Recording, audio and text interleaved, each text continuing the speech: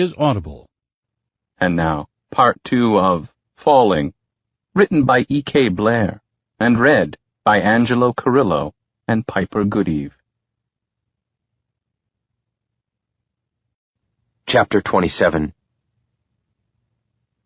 My head is pounding, and I'm tired as hell. Now that she's awake and moving around my loft, I suddenly don't know how to act. I don't know what to say. The realization has flipped a switch for me, and I don't know how to respond, so I stay quiet. I'm in the kitchen, fixing her a cup of coffee when she walks over to me and asks, "Did you not sleep last night?" Screwing on the lid to her mug, I'm evasive when I tell her, "Not much," before handing her the cup and walking into the other room to grab our coats so that I can take her home. I feel like I can't touch her, like I can't be the same with her. I want to scream and punch my fucking fist through the wall. Why did it have to be her? And what piece of shit would do that to her? She's the sweetest thing I've ever known. Handing her the coat, I ask, "You ready?" "Yeah," she says shyly as she keeps her eyes down. She slips it on, and I know that my attitude is making her uncomfortable, so I take her hand in mine as we head outside into the bitter cold.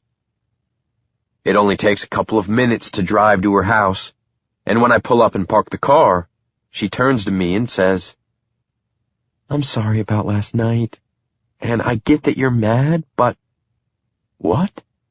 I interrupt, not understanding what she did that she would need to be sorry for.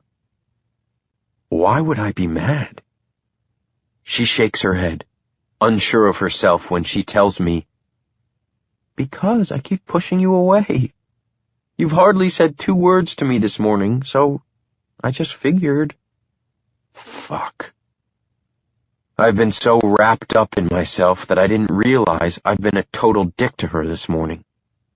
Getting out of the car, I walk over to her side, open her door, and unclick her seatbelt, grabbing onto her hips to face me.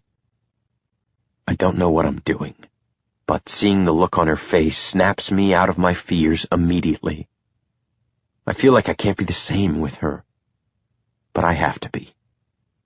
I want to be, because I love what we are together. I'm firm when I declare, "Everything you give me is perfect. You have to stop feeling like this. I'm here with you, and I'm not going anywhere." Needing her to believe me, I don't hesitate when I take her lips with mine. It bothers me that she doubts herself so much with me.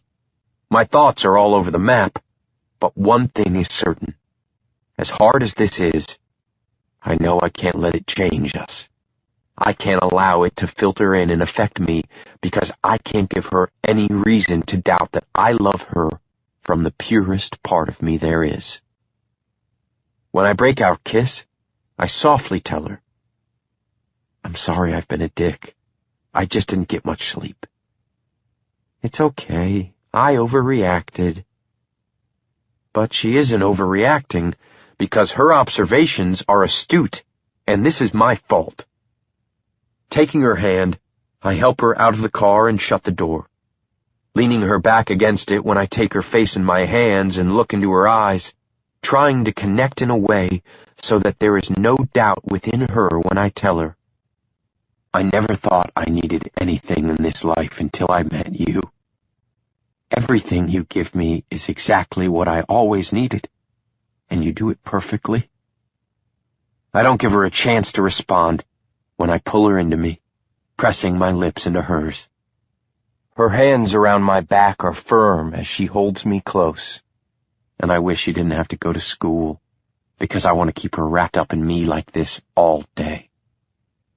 We say goodbye, and when she's inside, I start driving to work. When I pull into the lot and park, my phone buzzes with a text from Candace. "Can I stay with you?" I've never been so sure of anything when I type out my response. "Of course, babe." I don't know what happened in the past 10 minutes since I dropped her off, but if she needs me, she has me. Sitting in my Jeep, I go ahead and call her so that I can make sure everything is right. "Hey," she answers apprehensively. "Did something happen?" "I'm sorry. I don't want to impose, but She trails off when I assure her, "You're nothing close to an imposition, babe. Kimber's here, and it's not good. I just think I should give her some space." The comfort of knowing that she ran to me and not Jace shows me that she's in this, and I love her even more for that. "When do you get out of class?" "I'm going straight to work after I get out of school, so I won't be home till a little after 7 tonight." "I'll meet you at your place and help you get a couple bags together, okay?" I hear her release a sigh before she says, "Thank you, Ryan. Really?" We hang up, and when I get out of the car, I can't help myself when I turn to the back of the alley. I walk over towards the dumpster and can see that son of a bitch on top of her again, shoving his hands between her legs, slamming his fist into the side of her head. The images unleash a rage inside of me when I think about what happened to her, and the guilt that I was right fucking here and didn't protect her from it. Questions storm inside. Is she a different person now because of it? What did she go through after it happened? What is she going through now? I know she has to be masking the pain because I'm pretty certain that I know what it is that's constantly causing all of her restless sleep at night. Is that what she dreams about? Fuck. Is that the shit that fills her head when she's in bed with me? Raking my hands through my hair, I drop my head and spot a small crate of empty bottles. When I can no longer stand the rapid banging of my heart against my chest, I fume as I pick up the whole crate, smashing it violently against the side of the dumpster. Screams grit through my lungs, and the explosion of glass shattering echoes in the quiet morning air. "What the hell are you doing?" Max yells out from behind me, but I keep my eyes on the shards of glass that are scattered on the ground, the same ground where some fucker... "Ryan, man," Max says and knocks me out of my thoughts when I turn to face him, and the anger inside of me is blatant. It's a force that I can't push down when I yell, "It was her!" "What are you talking about?" he questions as he moves closer to me, glass crunching under his boots with each step. "The girl that was raped. It's her." He shakes his head, not piecing it together while my muscles tense up in frustration with everything. "It's Candace." I breathe out because the constricting of my throat makes it painful to speak. His face drops, stunned when he asks, "How do you know?" "Because that girl, she has the same tattoo that I saw on Candace last fucking night." Those last words seethe out of me as I pick up a bottle from another crate and barrel it into the dumpster, creating another spray of glass after it smashes into a splattering of pieces. My breathing is heavy as I press my palms to my forehead and admit, barely holding myself together, I don't want it to be her, man. I can barely choke out the words, but I had to hold my shit together quietly last night, and now it bleeds out. "Fuck," I hear him mumble before he asks, "What did she say?" Looking up at him, I tell him, "She doesn't know. I couldn't tell her." When I see the way he's looking at me, like I'm an idiot for not telling her, I shout at him, pleading, "What would I fucking say, Max? What should I have said to her?" I pause, catching my breath before I continue in a calmer tone. "I love her," I tell him with a defeated shrug of my shoulders. "I can't hurt her like that." "Has she even told you that she was..." you know? No, I respond. I don't think she ever intends to either. I start walking away, not wanting to talk about this shit anymore, and when I pass him, I stop and look over at him. We're never gonna mention this again. Got it? Yeah, man, he whispers to me. Got it? I'm not talking about this shit with anyone. Max knows, and that's where it stays. It won't come up again. I won't talk about her like that. Whatever happens, it's private and stays between Candace and me. Candace's roommate wasn't home when I went over to help her get a few bags packed. Most of her belongings were all ready to go by the time I got there, so it didn't take us too long before we left, which was good because she was really upset about the whole thing. We spent a while moving things around in my room to make space for her.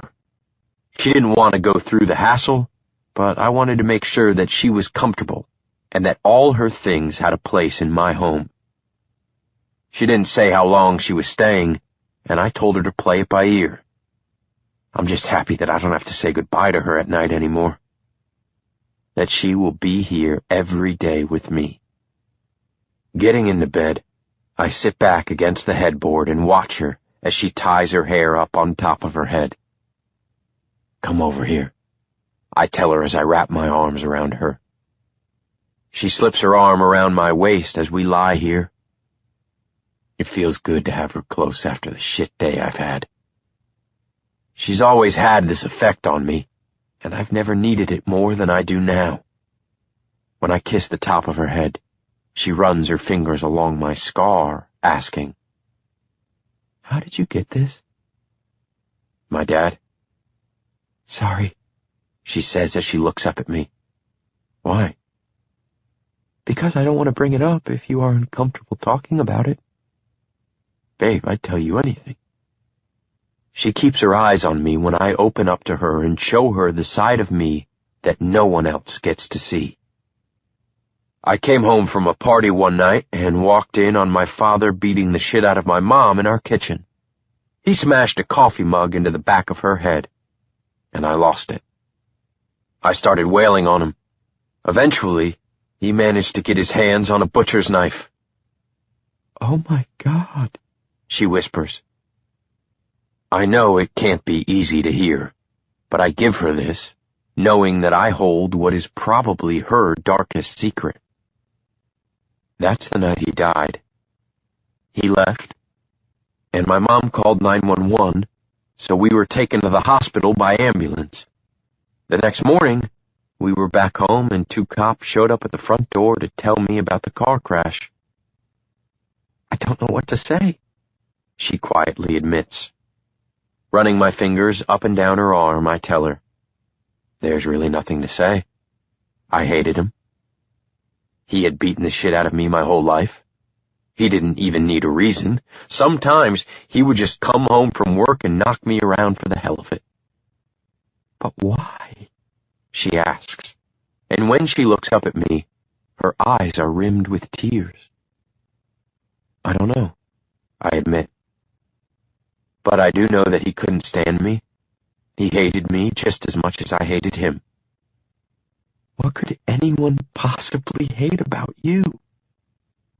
Her words are sweet, and I lean down to give her lips a quick kiss before she continues. So, nobody knew? I shake my head. How did you deal with all of that alone? Vices. In high school, I used to do a lot of drugs, but I stopped shortly after my dad died. I felt like what happened to my mom that night was my fault. I was wasted and passed out at a party when I should have been at home with her. That wasn't your fault, though, she tells me. I know that now. But it got me to give up popping so many pills. In turn, I just traded one vice for another. I was searching for a way to numb myself. I'd been doing it since I was a little kid, and by the time he was dead, it was all I knew to do. So I kept looking for ways to escape. I can see that, she responds. The need to hide. I shift us down so that we're lying on our sides. She hides behind her dance in school. She busies herself when there isn't anything to really keep her busy. She's an overachiever, but I don't point out her vice. Instead, I reveal, I don't want to hide from you, though. You're the only one I can say that about. She runs her hand along my cheek when I go on. I've always been scared to connect with women. Why? Giving her my fear, I let it all out there. Because I'm afraid I'll wind up just like him. Keeping her hand on my face, she whispers softly, That won't happen. How can you be so sure? Because you're the kindest person I know. Because you've never put yourself before me. You're a genuine guy, Ryan. You're probably the only woman who would say that about me. But how well do they know you? They didn't. Nobody does, except you. Can I ask you something? She says coyly. Anything. Closing her eyes, she lets out a slow breath and then asks, If you never wanted to connect with those girls, then why sleep with them? Because they offered me an escape. If even for a few minutes it was my way of disconnecting. Tucking a loose piece of her hair behind her ear, I lean my forehead against hers and tell her, I was too scared to feel because I hadn't ever done that before. I don't know what it's like to care more about someone other than myself. But why me? She breathes. You've always intrigued me. You aren't like any girl I've ever known. Without even trying, you get me thinking about myself and what I want out of life. You're everything I never thought I wanted, but when I met you, you were everything I needed. She rests her hand on my jaw and slowly runs her thumb along my lips when she says, Somehow, you make up for everything I was missing before you. I have a hard time opening up to people. I know that. But I don't want you to doubt that you have me, because you do. I know she struggles, and I'm still waiting for the day she will drop that wall with me to feel safe enough to tell me she loves me. But this lets me know that she's trying. God, you are so much more than I deserve. I breathe against her mouth before I kiss her. I take what I learned last night and refuse to let it stand in the way of what we have together. I'm not going to beat myself up because I want to touch her, because I know that each touch I want is because I love her, and that's the only reason. I simply love her. Chapter 28. What are you doing? I ask when I walk through the front door and see Candace bent over in my kitchen, wrapping her thighs in saran wrap.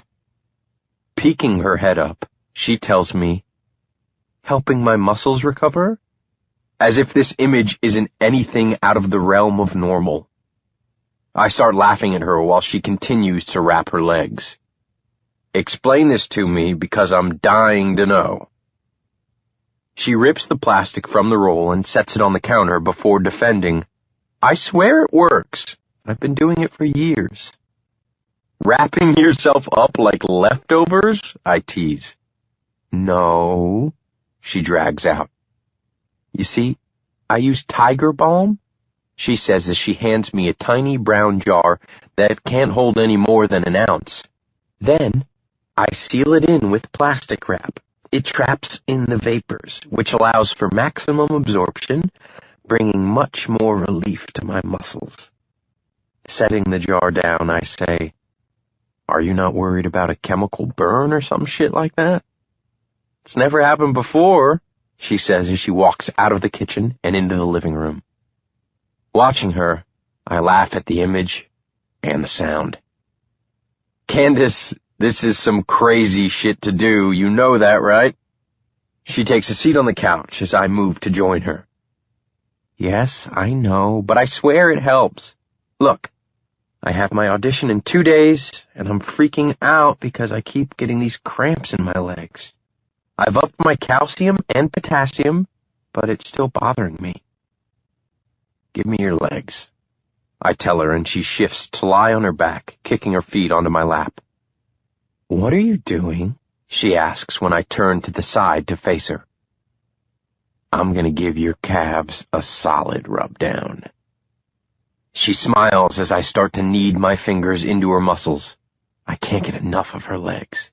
Even wrapped up like she has them, they are solid and sexy, and I take my time, thoroughly enjoying myself as I give her calves a deep massage. She closes her eyes and relaxes while I make good use of the next 30 minutes. When I'm done, I take her up to my bathroom where she begins to unwrap her legs. God, that shit stinks, I complain as she wads up the wrap and tosses it to me. Be nice, she scolds playfully. I'm gonna take a quick shower. I'll come to bed in a few minutes. Okay, I say when I lean down to peck her lips before I leave and close the door behind me. I run downstairs to plug my cell into its charger in my office before locking up. Candace has her dance bag by the front door with her toe shoes lying on top of a towel. Walking over, I kneel down and run my fingers over the dirty, torn pink satin. You can see the burn marks on the ribbons where I can tell she has used a lighter to stop them from fraying. It's ironic how these shoes mirror Candace, on the verge of falling apart, barely holding together, yet they do. She's strong enough, though she's breaking. I don't see her doing anything to heal. She's hiding and masking what I know is eating away at her. And these shoes, as worn as they are, they're still strong and beautiful. Turning off the lights, I head back upstairs and lie down. When Candace is done drying her hair, she crawls in next to me, and I curl myself around her. We don't talk as we both drift off to sleep. When I stir awake, I'm alone in bed. Sitting up, I lean over to her nightstand to check the time on her phone. It's after 2 a.m. I roll out of bed and walk out to the top of the stairs and see her. She's downstairs, sitting on the couch in the dark, watching the rain fall. The past couple nights since she's been staying here, she hasn't slept well. I haven't said anything to her, but she spends most of her nights in a fit of restless sleep, keeping me awake while I hold her and just watch. Quietly, I walk down the stairs and across the room. As I round the couch, I see her wrapped up in a blanket, and she's crying. My heart is so heavy, and I don't know what to do. All I want is to take it all away, but I don't know how to do that. She senses me and turns to look. I see it all over her face, the pain. She's so tired. Without any words spoken, I sit down next to her and wipe the tears that stain her cheeks. I can't sleep, she whispers to me. I look over her face, searching for words, but my own sadness wells up inside of my chest, and I can see the pleading in her eyes. She doesn't want me to question why she's crying, so I don't. I already know. Pulling her closer to me, I hold on to her as she draws her legs up to her chest, cuddling into me. She turns her head and continues to watch the rain while I sit here in a painful silence. All that fills my head is the sound of her shrieking cries from that night, and I do everything I can to keep my emotions intact. Eventually, she dozes off, and I scoop her up, carrying her back to bed. I've been sitting here, anxiously waiting for Candace to get back. She left a couple hours ago for her audition at Meany Theater. I wanted to go with her, but she made me stay, saying that she didn't want anything to distract her. I wouldn't have been able to go into the theater to watch, but I wanted to at least be there to support her. But I understand. She was a jittery mess all morning, and I did what I could to relax her, but she was too distracted to focus on anything, including me. Her determination and the neurotic behavior that comes along with it makes me smile. She even broke out the saran wrap again when she woke up. As soon as I hear the front door open, I walk out of my office to see Candace running down the hall. She jumps into my arms, wrapping her legs around my waist, and I've never seen a more perfect smile. She's elated, and her joy is infectious, making me laugh, saying, "I take it you kicked ass?" "I totally kicked ass! It was amazing!" Her legs are clutched so tightly around me that I don't even have to hold on to her, so I take my hands from her hips, move them to her face, and kiss her smile. She crashes her mouth with mine, enthusiasm controlling her. Taking her, I press her back up against the hallway wall, and before I can go in deeper with our kiss, she pulls away and starts laughing, telling me about her audition.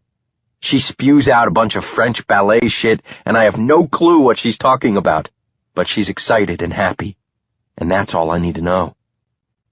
My smile is big as I stand here and watch her. "I'm so proud of you, babe. I wish I could have seen you." "I know, I'm sorry," she says as she combs her fingers through my hair. "Auditions are always closed." "When will you find out?" "March 1st. Next week?" "Yeah, Friday," she answers excitedly before pulling my head back to hers to kiss me. But I've got something to tell her as well. Mumbling over her mouth, I say, "I've got news too." Not willing to take her lips from mine, she mutters, "What's that?" "Think Space Gallery called." Her head pops back. "And?" "They accepted your photo." "Your photo! No, your photo, babe." She smiles. She knows that picture's all her, and I refuse to take the credit for it. "Congratulations," she tells me, and I slow her down, wanting to really feel her against me. I kiss her softly, gently sucking on her bottom lip as I graze my tongue along it. She tangles her hands in my hair when I band my arms around her. We move like this, taking our time, and when she pulls back, she peers into my eyes. There's a look in her eyes that I can't peg, so I ask, "What is it, babe?" She takes her hand and runs it slowly down the side of my face, and I see the wall crumbling. "I love you." Every part of me awakens, and I've never felt so alive. I didn't think I needed to hear those words as much as I did, but the trust that comes with them was what I craved the most. "You'll never know what those words just did to me," I tell her, and then carry her over to the couch so that I can show her, in our own way, how much I love her. I lie on top of her, and she begins to lift up my shirt, so I reach over my head and pull it off. Sliding my hand down her leg, I lift it and wrap it around my hip. "I'm sorry you had to wait so long," she breathes. "Don't be," I tell her. "You don't even know how much you have already given me. When I met you, I found me." She smiles, saying again, "I love you." "I love you too, babe." We move slowly and spend the next hour making out the way we tend to do. I want more with her. I'll always want more. But for now, I enjoy taking my time with her and savor every piece as she gives it to me. "Ryan?" Her soft voice pulls me up from my sleep as I roll over and drape my arm around her from behind. "Yeah, babe," I whisper with my eyes still closed, but she doesn't answer, so I let myself begin to drift back to sleep. "Ryan?" She calls my name louder, almost panicky, and when I open my eyes to look at her, she's still sleeping. I watch her for a second, and then she screams, "Ryan!" as she flips onto her back, her hands clenched into fists. "Baby, wake up," I say as I hover over her, scared to touch her. She begins trembling, pleading in a strained voice, "Please, not again." Fuck. Knowing exactly what her dream is, I panic. "Candace, babe, wake up." "Get off of me," she yells, frantically kicking her legs. Quickly straddling them, I grip her upper arms as she thrashes herself against my hold. "Get the fuck off of me," she shrieks, and when she opens her eyes, tears fall freely down the sides of her face. She looks at me, but there's nothing there. No focus. Her eyes are completely glazed over, scaring the shit out of me. "God, please stop." "Candace, wake up!" I bark at her, desperate for her to snap out of her nightmare. She's in a frenzy, screaming hysterically, crying. I let go of her, and when I do, she desperately shuffles back and away from me, falling off the bed and hard onto her hip. I hop off the bed and kneel down in front of her as she's huddled in a ball against the wall, sobbing. "Don't fucking touch me," she screams when I hold her shoulders with my hands, but I don't take them off of her. "Candace, open your eyes," I beg as she covers her face with her hands. She's so loud and my mind is overwhelmed with anxiety. Her breathing is rapid and she's terrified, but I need her to know she's safe. "Candace, please, look at me. It's only me here with you." I take her wrists to move her hands from my face, and she turns her head to the wall as she cries. "Babe, please don't hide from me." She struggles to breathe through her tears, and when she begins to gasp, I tug her between my legs, and her body gives in, falling limp into my arms. I hold her tight, tighter than I ever have held anyone. She has to get this secret out of her. It's agonizing to see how this is tormenting her. I just need her to get it out. I rub her back while she has her head tucked into my chest. She's no longer screaming, but the crying continues. I don't want her to hide from me, so I tell her, "You have to look at me, please." With my hands, I move her head up to face me. She opens her eyes, and I hate the fear and embarrassment I see in them. "You okay?" She simply nods. What happened? Lowering her head, she takes a couple deep breaths before answering. "Can you please call Jace?" What? I hate this shit. That she would run to him in a heartbeat like I don't exist? Like I'm not enough for her, but he is? Shit. Candace, no, I tell her, refusing to allow her to run from me. She told me she loves me. I just need her to trust me enough to be here for her. Please? She begins to cry again. Candace, no, you can't always run to him. Need me for a change, I beg. Talk to me. I can't. Yes, you can, I urge. God, just talk to me. Tell me. Get this out of you so that you can start dealing with it. No, I can't, please, I just can't. She strained through her sobs. But you can with Jace? I question in disbelief. I thought we were past this. I want you to need me, I plead, tightening my hold around her. I feel desperate. I do. You don't, I say.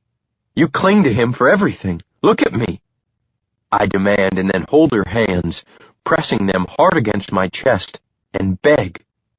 Cling to me. Love me enough to need me. I can't. Why? Because you'd leave me. Not happening, babe. Ryan, please. I'm not leaving you, I assure her.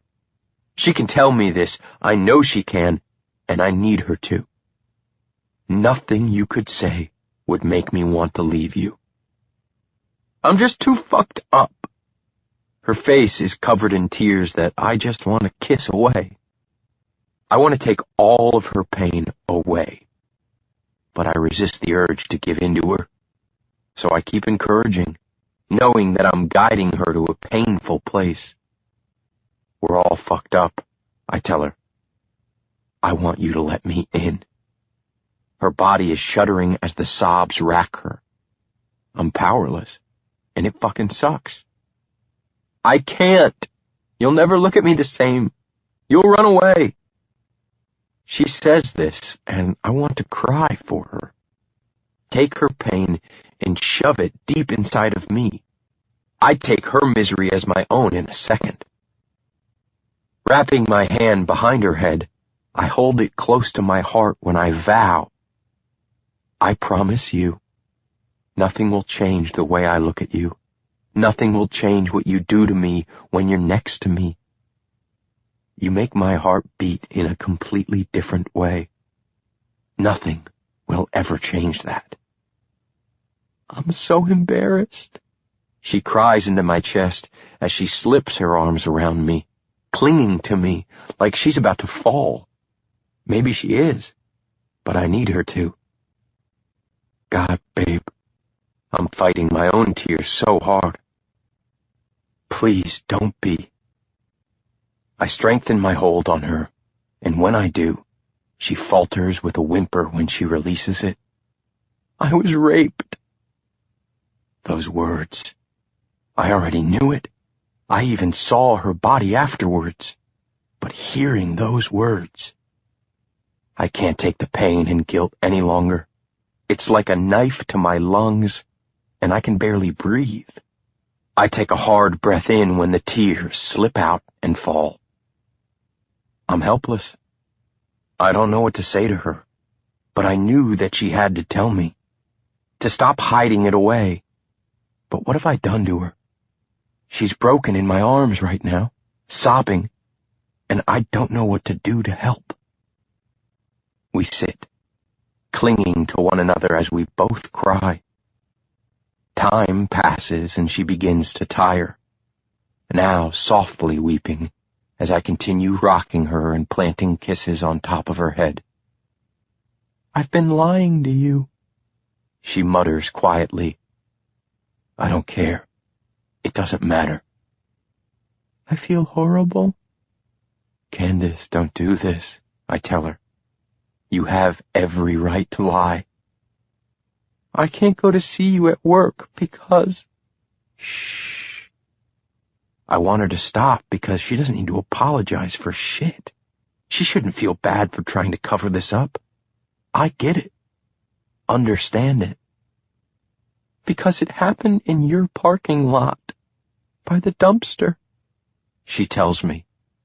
And I figure she simply needs to get it off her chest, so I don't say anything.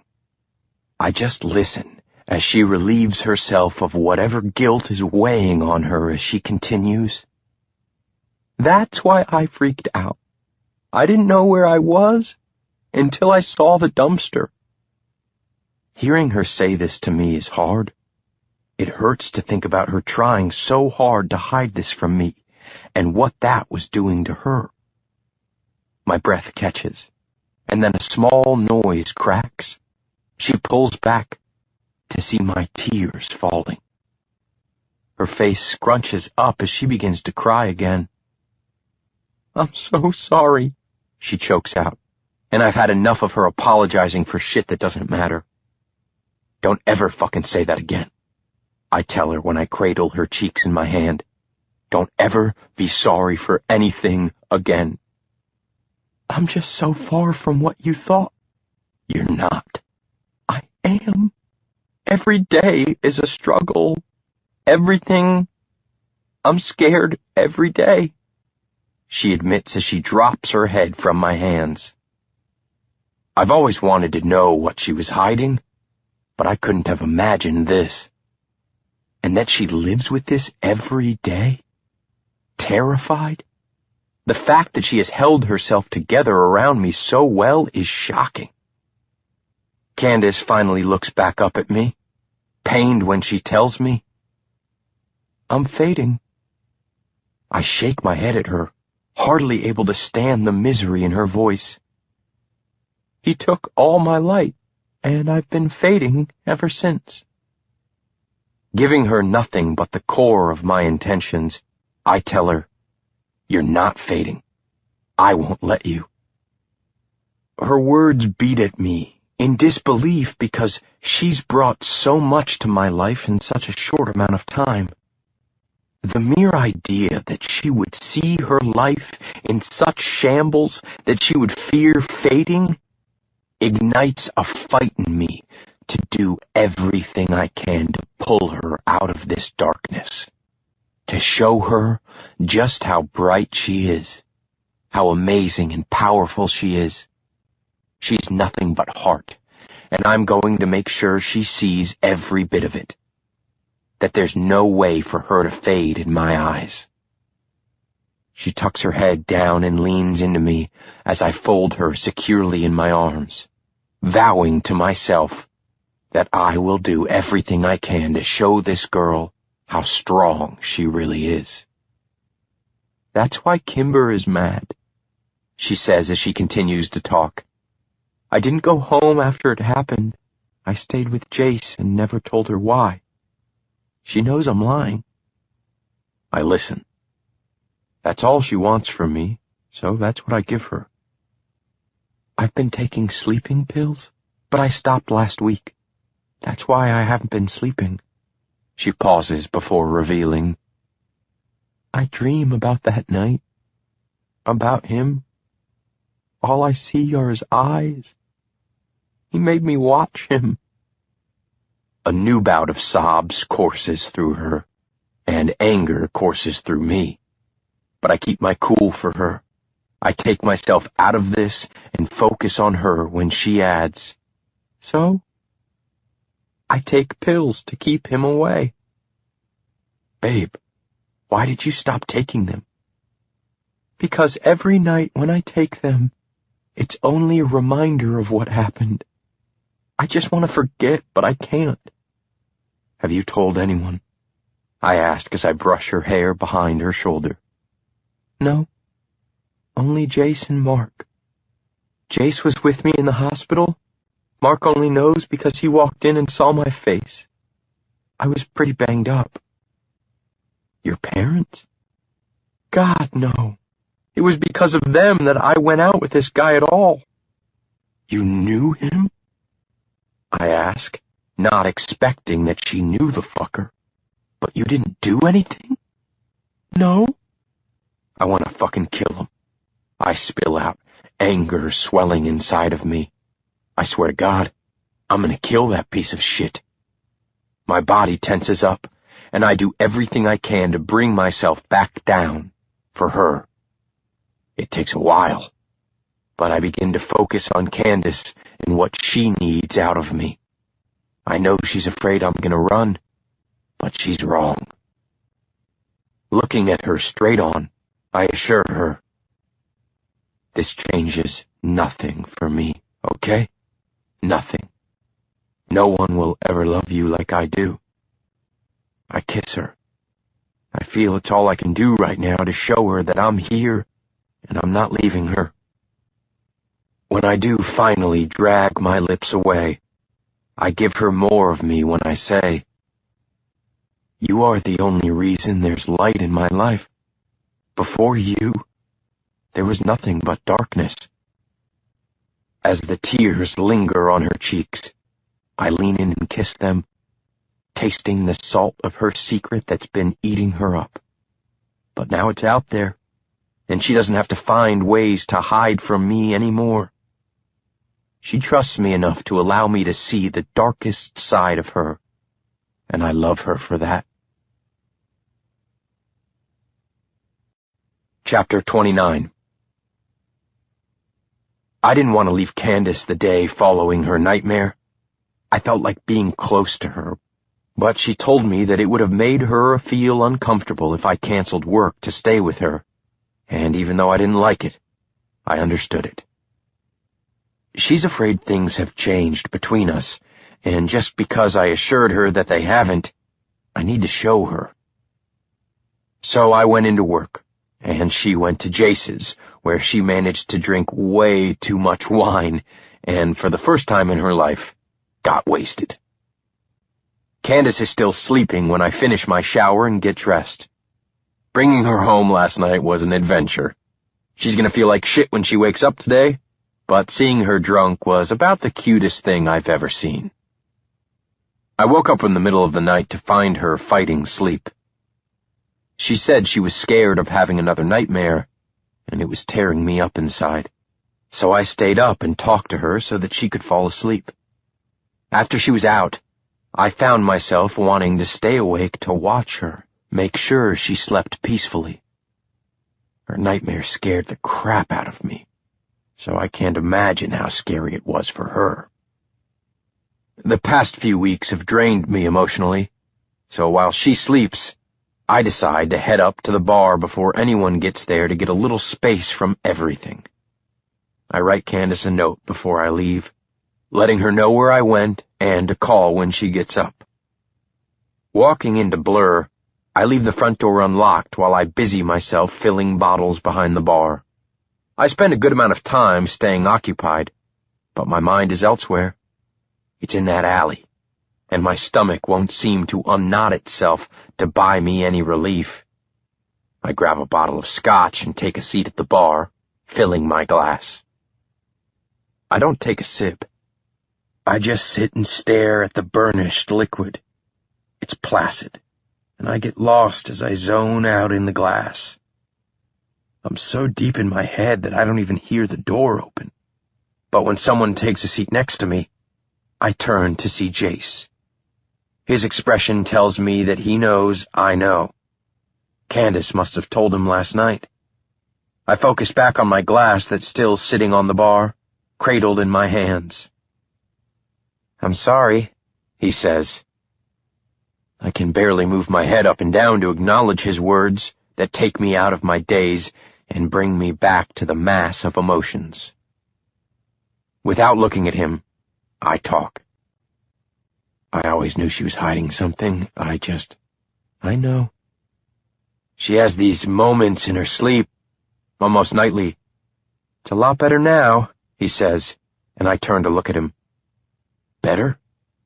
He nods, and I ask, because I want to know. "How bad was she?" His head drops to the side, not wanting to tell me when I ask again. "How bad?" "Don't do this." "How bad?" He takes a pause before he tells me. "Bad." It was like suddenly the Candace I had always known was gone. I turn back to my glass and take a drink before setting it back down, relishing the burn in my chest. Warmth. So she was different? I ask, wondering what she would have been like if only I'd met her before that night. "Yeah, but like I said, she's better." "Better?" I repeat, not knowing what else to say, trying hard to keep the pain at bay. "How?" "She used to have these hallucinations. It freaked me out. They were intense, and I'd always find her vomiting in my bathroom." His words punch me in the gut. Thinking about her like this is almost too much, and I feel the tears return, but I fight to hold them back. She said she knew him. My words crack as they find their way out past the lump in my throat. "Yeah." I turn back to him and ask, "You knew him too?" Shaking his head, he tells me, "I met him once." "Who is he?" He releases a hard sigh when I press, "Who is he?" He still doesn't respond when I question, "Did you ever do anything?" "I wanted to. I still do." His breathing staggers as his eyes redden and gloss over. "But I can't. Candace made me promise, and I just can't break that promise. It would hurt her too much. Why didn't she do anything? She was scared, embarrassed. I tried talking to her, but she'd rather bury it. So that's what she did. I shake my head, and when I do, he speaks up. Look, man, I want to kill that bastard. I do. I saw what he did to her, and he fucked her up. Bad. But I love her. And as much as I hate that all she wants to do is hide this shit, I don't fight it, because I don't want to hurt her. I watch his tears fall as he adds, I know what you two have is completely different than what I have with her. But she's my fucking heart, man. I hate her choices, but I also know how fragile she is right now, so I let it be. Right or wrong, I just give her what she wants. I can't speak even if I wanted to, because the pain in my chest is nearly unbearable at this point. All I can do is give him a nod, and I know he sees the emotion on my face. How could a person hide it? He stands up and grips my shoulder, saying, I couldn't deal with this shit if it weren't for Mark. If you ever need to talk. Yeah, thanks. I respond on a breath before he turns to walk out the door. When he's out of my vision, I drop my head in my hands and let it out. It's a haze of unrecognizable emotions beating through me. To look past this and let her continue to sit and do nothing is something that I don't think I'm capable of. But Jace is right. My girl is so damn fragile, even though she's so damn strong. It's a paradox that's hard to deal with. She's gonna break, one way or another. Irritation boils inside, and the longer I sit here, it starts to eat away at me until it takes over, and I stand up, kicking over the stool, screaming and smashing my glass against the brick wall behind the bar, followed next by the bottle.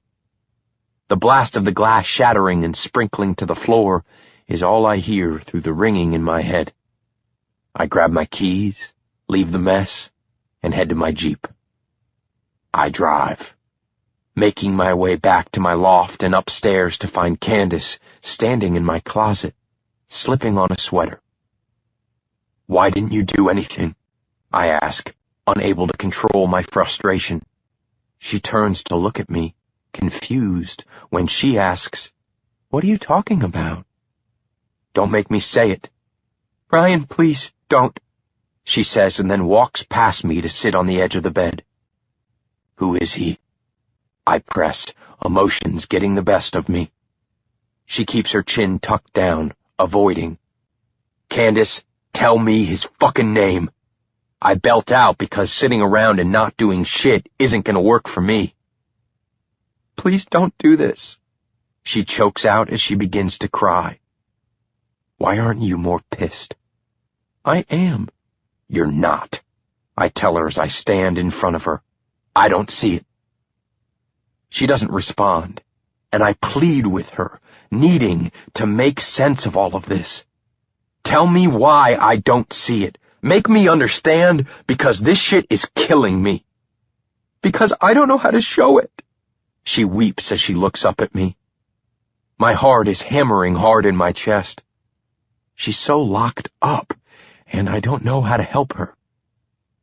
I need you to show it. I need to see it. I tell her as I kneel down in front of her, gripping her legs. Don't. I want to see you fighting. I want to see you doing something, since you won't let me do shit. Why? For what? For you, Candace. It's for you, I say in a hard voice. Show me that you're mad because my anger is beyond what I think I can handle right now. Her breathing picks up as she cries harder. Show me. I push. I can't. You can. Use me, I urge. Yell at me. Scream. Hit me. Punch me. Something. Just do something, I shout as she sobs. Stop crying and do something. Hit me. Ryan, stop. she screams, and when she tries to move away from me, I grab onto her wrists, and she kneels down next to me, bracing her hands on the floor as she cries. I want you to fight. I want you to fight because I'm so fucking mad, and you won't let me fight for you. You want to fight? I stand in the doorway and listen to my dad. Come here, he says to my mom with a crooked finger, and she steps toward him. Hit me. No. Hit me, you little bitch. She stands there crying when he pulls his clenched fist back and punches her in the stomach, forcing out a gush of air as she heaves and doubles over. Daddy, stop! He looks at me. You want me to stop? He asks before impaling her ribs with his boot. Her screams are strained as I start to cry. Stop! He kicks her again as she lies there, lifeless. Tell me to stop again, you sack of shit.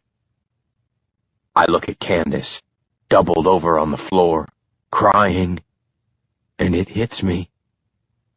God, baby, I'm sorry, I say, reaching out to touch her, but she coils back from me. It wouldn't even do anything, she snaps. You want me to fight? Why? It's not going to change anything. It's not going to make it better. It's not going to take it away. Realizing that I pushed her way too far, that I scared her by yelling at her, I reach out, and again, she resists my touch.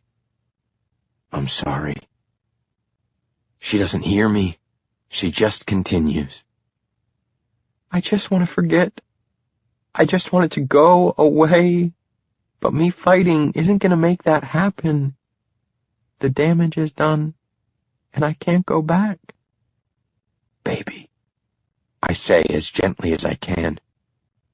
You can't pretend it didn't happen. Why not? Her voice a mere whimper, so desperate. What's so bad about pretending? This time, when I reach for her, she doesn't flinch, and I fold her up in my arms. Because it did happen.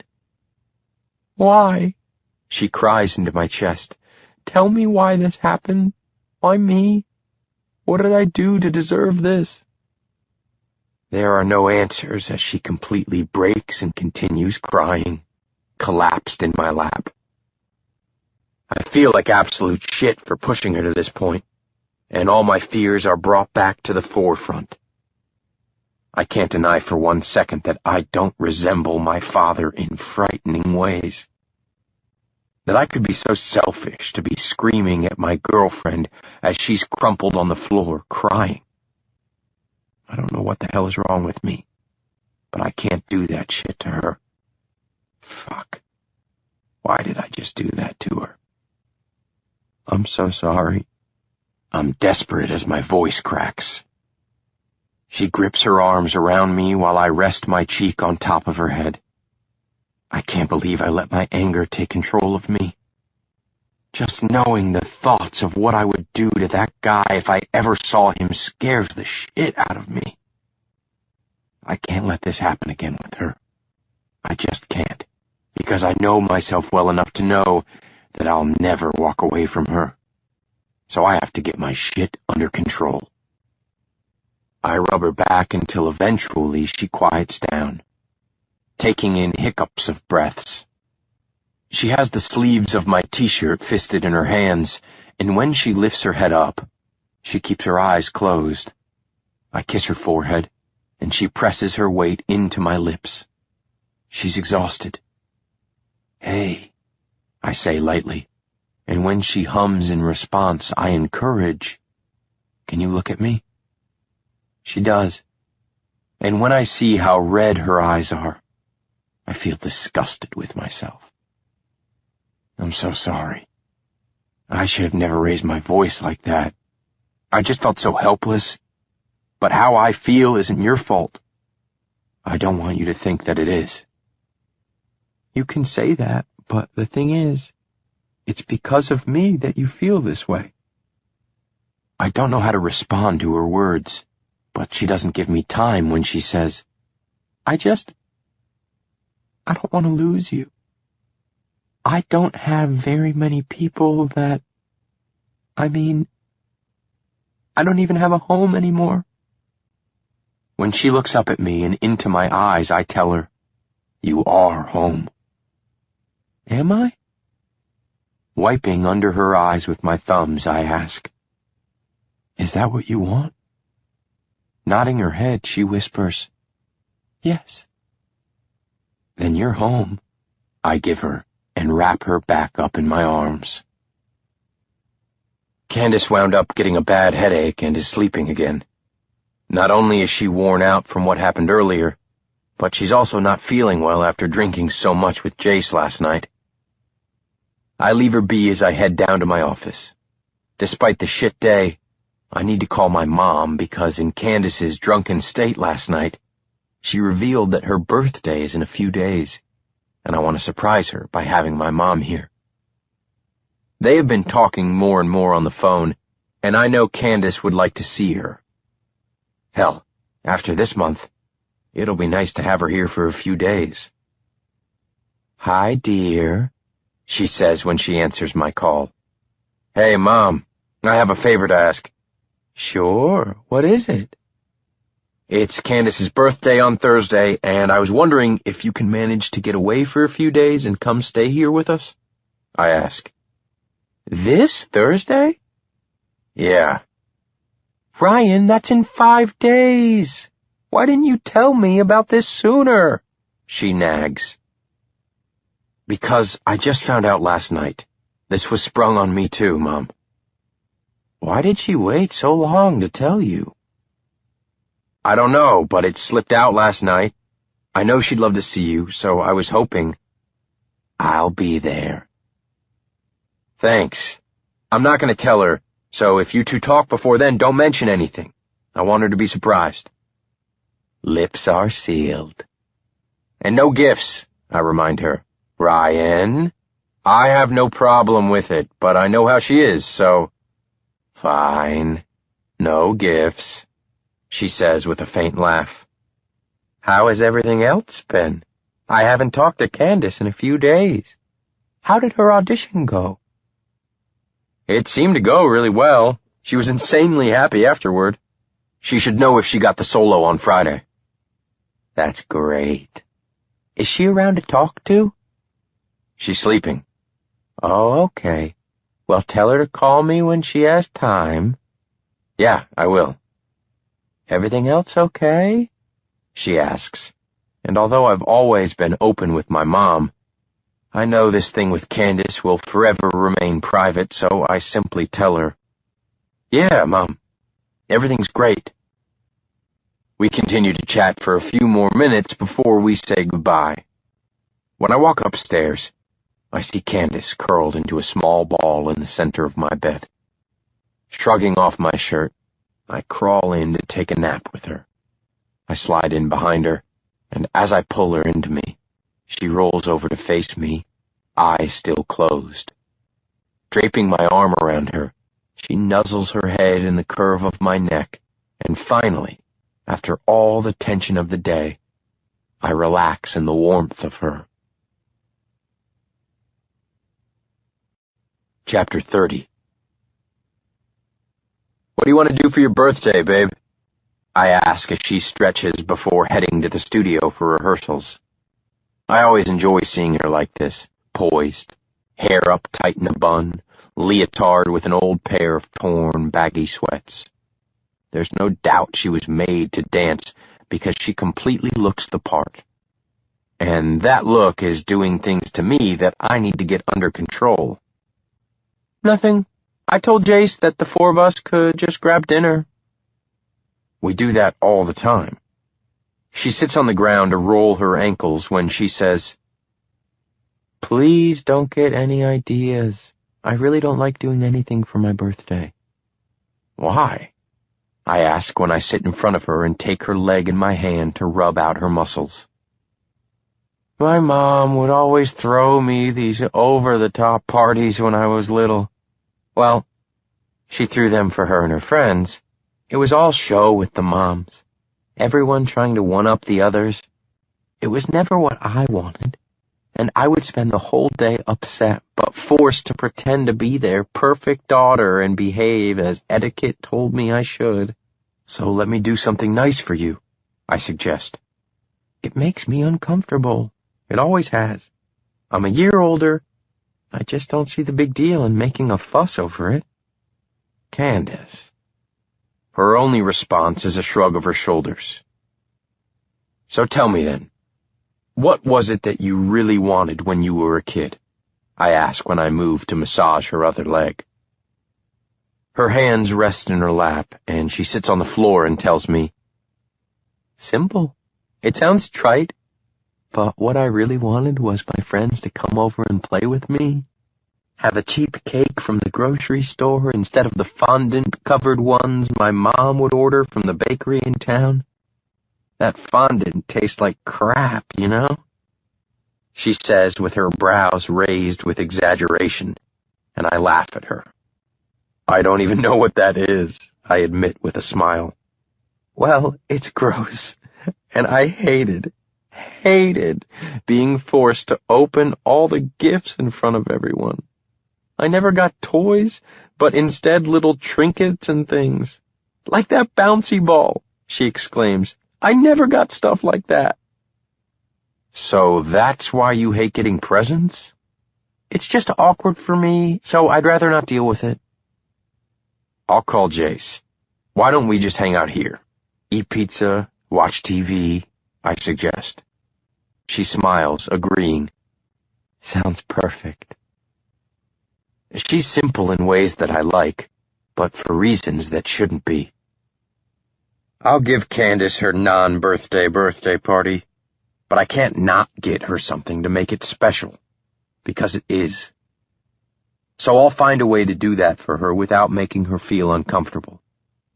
My girl can be a challenge, but I like that about her. While Candace is busy on campus all day, I head over to Fremont to stop by a couple vintage antique shops. Jace and Candace are always hanging out here, and I know Candace well enough that she doesn't buy most of her things from mass-marketed retail shops. Yeah, she's simple, but she likes nice things. I spend a couple hours roaming around, but nothing catches my eye, so I decide to walk down to Pete's and grab a coffee. When I pass by one of the little shops, the name stops me because Candace came home the other day with some shaving lather for me from here. Stepping into Essenza, the place is filled with fine European perfumes, soaps, clothes, and jewelry. This looks like a place that she would shop. I'm the only one here, and the lady behind the counter steps out and walks over to me, saying, "You look lost," with a friendly smile. That obvious. Her smile is warm, and even though she screams elegance, she's quite relaxed when she offers me a glass of wine. I'm good. So, what are we shopping for? A girl. I know she's been here before, so I thought I would stop in, I tell her. What's her name? Candace. The ballerina? She squeals. I nod my head when she adds, She's been shopping here for years. We're the only boutique in the state that carries the perfume she wears, so she's pretty loyal. Why does that not surprise me? That she would have picked a perfume that was exclusive to one store in the whole state of Washington. I laugh as she joins in. You must be the guy she was shopping for last time. She was in a couple weeks back. I nod and introduce myself. I'm Ryan. I give her a friendly handshake as she says, Well, I'll let you be. Please, I'm Viv. Let me know if I can help you or if you change your mind about the wine. Joking, I ask, Does your boss know you drink on the job? Please. She drawls and winks at me, adding, It's a requirement. I wander over to check out the perfumes, and sure enough, I spot her bottle of Flu. Next to the display, there is an old antique wrought iron table with a locked glass case that serves as the round tabletop. Looking down through the glass, there are a few pieces of handcrafted jewelry, most of them rings. There are a couple hand-stamped pieces with various quotes. I eye one of the necklaces. It's the only one with a flat, rectangular bar at the bottom that connects the thin, delicate chain. I stop looking at the rest of the jewelry when I read the words that couldn't be more true, and I know I have to get this for her, because these words, is exactly how I see her, and how I need her to see herself. Looking up to Viv, who is sipping her wine, I ask, "Can you show me a piece from this case?" She hops up and comes over to unlock the glass, and I show her the one I'm looking at. She pulls it out and hands it to me. "It's perfect," I murmur as I look it over. The stamped letters are rugged and uneven, a contrast to the polished silver bar and fragile chain. "A Midsummer Night's Dream." I look up and she clarifies. "The quote, it's from A Midsummer Night's Dream." I run my thumb over the jagged impression of the words. "And though she be but little, she is fierce." Was this here last time she was in? No. I'll take it. When I hand her the necklace, I follow her over to the counter. "A gift?" she asks. "It's her birthday." "Shall I wrap it?" "No," I say, and when she looks up at me, I add with a smirk, "She hates gifts." She smiles as she takes my credit card. Ryan. She tisks and then swipes my card before handing it back to me. "I like you." "Not gonna lie, Viv, I like you too," I respond with a light chuckle before she hands me the bag. I head out to my car, having one more errand to run, because I'm not quite satisfied yet. When I get home later, I hear Candace in the shower, so I go ahead and stash my purchases. I walk into my closet, shoving them into one of the drawers, and cover them up with a couple sweaters. My camera sits on the tabletop of the drawers, and I grab it, taking it with me as I flop on the bed and wait for Candace to come out. I scroll through the only pictures that are stored, the ones of Candace's back. I click on each one, zooming in on the preview screen to get a closer look. The bathroom door opens, and I look up to see her walking out, towel drying her hair, wearing a t-shirt and a pair of my boxers. God, she's hot. "I didn't know you were home," she says as she stands at the foot of the bed. Ignoring her statement, I let her know, "I like it when you wear my underwear." "Stop," she says in a nagging voice as I pop up to my knees. I'm serious. It's hot as shit.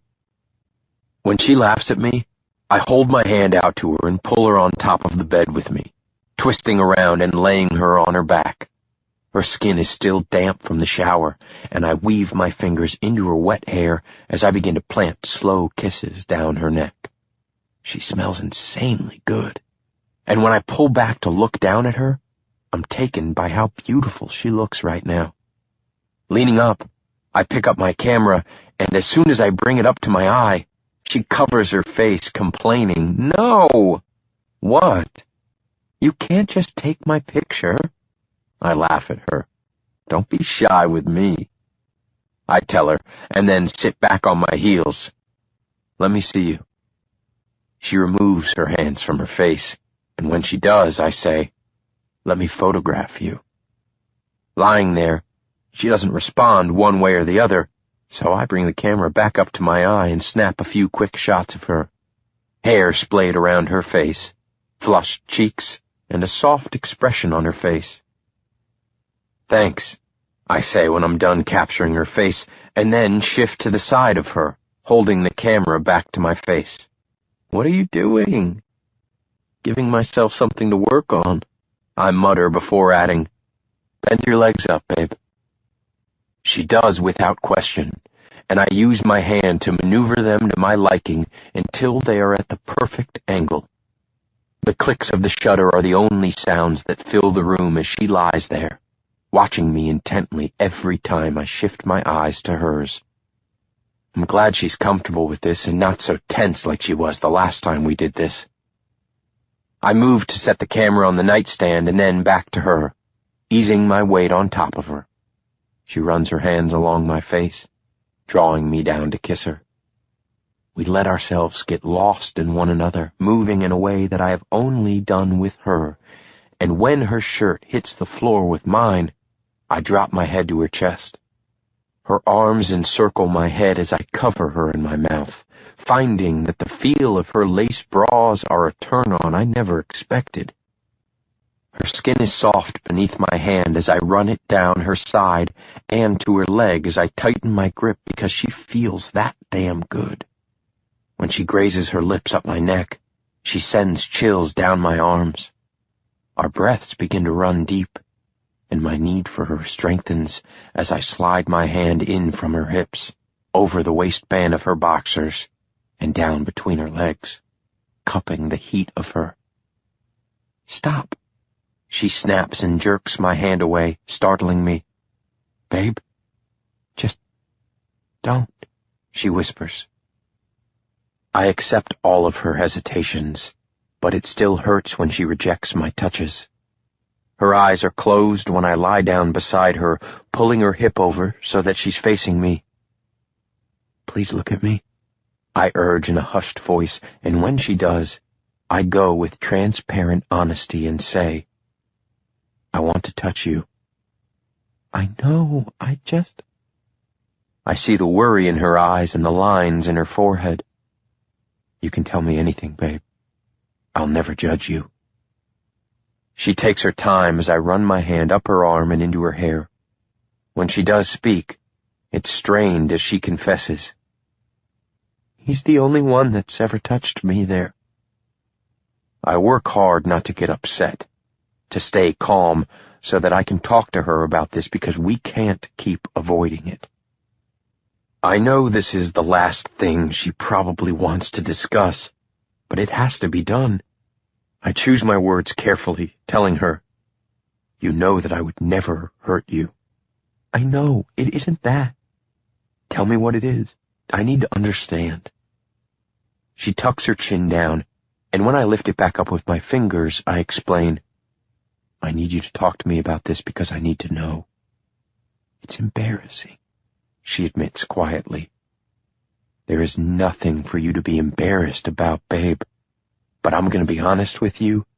It hurts when you push me away because I don't want you to be scared of me." "I'm not scared of you." "Then what?" After she lets out a slow sigh, she finally reveals, "It makes me feel dirty." My forehead gently falls against hers, and I close my eyes, shaking my head. With my hands on her back, I feel the soft heaves, letting me know she's crying. It infuriates me that he did this to her, that this is how she views intimacy. The last thing I would ever expect or want her to feel when she's with me like this is dirty. Knowing that makes me sick to my stomach. "Listen to me," I say when I pull my head back to look at her. "That guy was a piece of shit. We both know that. He's a sick fuck, and, yeah, what he did and how he touched you was dirty. The disgust is beyond that. But that isn't what this is. That isn't us." I try to explain to her. I pull her in tight, continuing, "I want to touch you and feel you. He made that something ugly for you, and I hate him for that he could take that away from us." "I'm sorry," she cries. "You have nothing to be sorry for," I scold. "He did this, not you. The way I want to touch you is nothing like that. I love you, and I want to touch you like this because it's a way for me to feel close to you. It's a way for me to love you and to make you feel that too. The tears run down the side of her face as she responds, I want to give that to you too. I do. I feel awful that I can't, but I'm trying. I need you to know that I am trying. Wiping her face, I say, I know you are. I see it. I'm not blaming you, but we need to talk about this so that I can understand. I hate this, she confesses, and then buries her head in my chest. I know you do. And if I could do something, I would. I just don't know what that would be. But I love you. Even the parts of you that you think are ugly. I love it all. Chapter 31. What the hell is this, Mark? I call out from the kitchen when I open the box with the cake. He's on the couch drinking a beer with Jace and responds nonchalantly. You put me in charge of the cake, so I got her a cake. She's turning 23, man. Yeah, I know. Trust me, she'll like it, he tells me with an exaggerated wink. There are fucking rats in tutus. They're mice, he corrects, as I look back down at the cake that's fit for a 5-year-old. It came with a free Angelina the ballerina ring. He laughs as he holds up his hand to show me the pink plastic ring he's wearing on his pinky. I shake my head and laugh with them as I grab a beer and join them in the living room. You gonna give that to her? He smirks, saying, No way, man. This is mine. We hang out and watch TV for a few minutes until Candace walks through the door. She gives Mark and Jace each a hug and kiss before I call her over and pull her onto my lap. I missed you, I whisper as I run my nose up her cheek, and then tease, coffee. She always smells like she's bathed in a latte when she gets off work. I'm gonna take a quick shower. I'll be back, she says as she hops off of my lap. I watch as she goes up the stairs, and as if we had planned it, my phone buzzes with a text from my mom letting me know she's about 15 minutes out. Did Candace find out about her audition yet? Mark asks. Not yet. Should know tomorrow. So what are you guys gonna do this weekend? Jace asks as he takes a sip of his beer. My mom is only able to stay through tomorrow afternoon, so we will probably just lay low. We continue to talk about nothing in particular for a while when the doorbell rings. Hey, Mom, I greet as I open the door. She steps in and gives me a big hug, saying, It's good to see you, dear. Donna?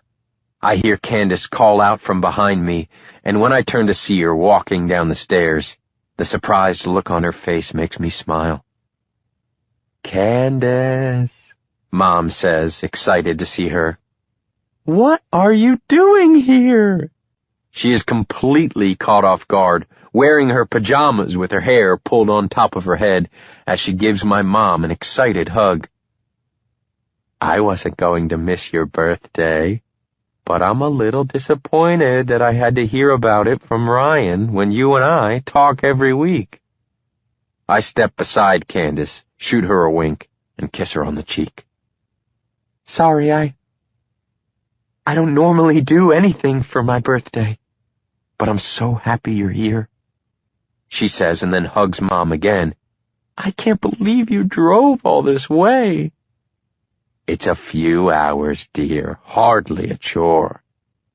I watch as my mom takes Candace's hand and walks over to Mark and Jace.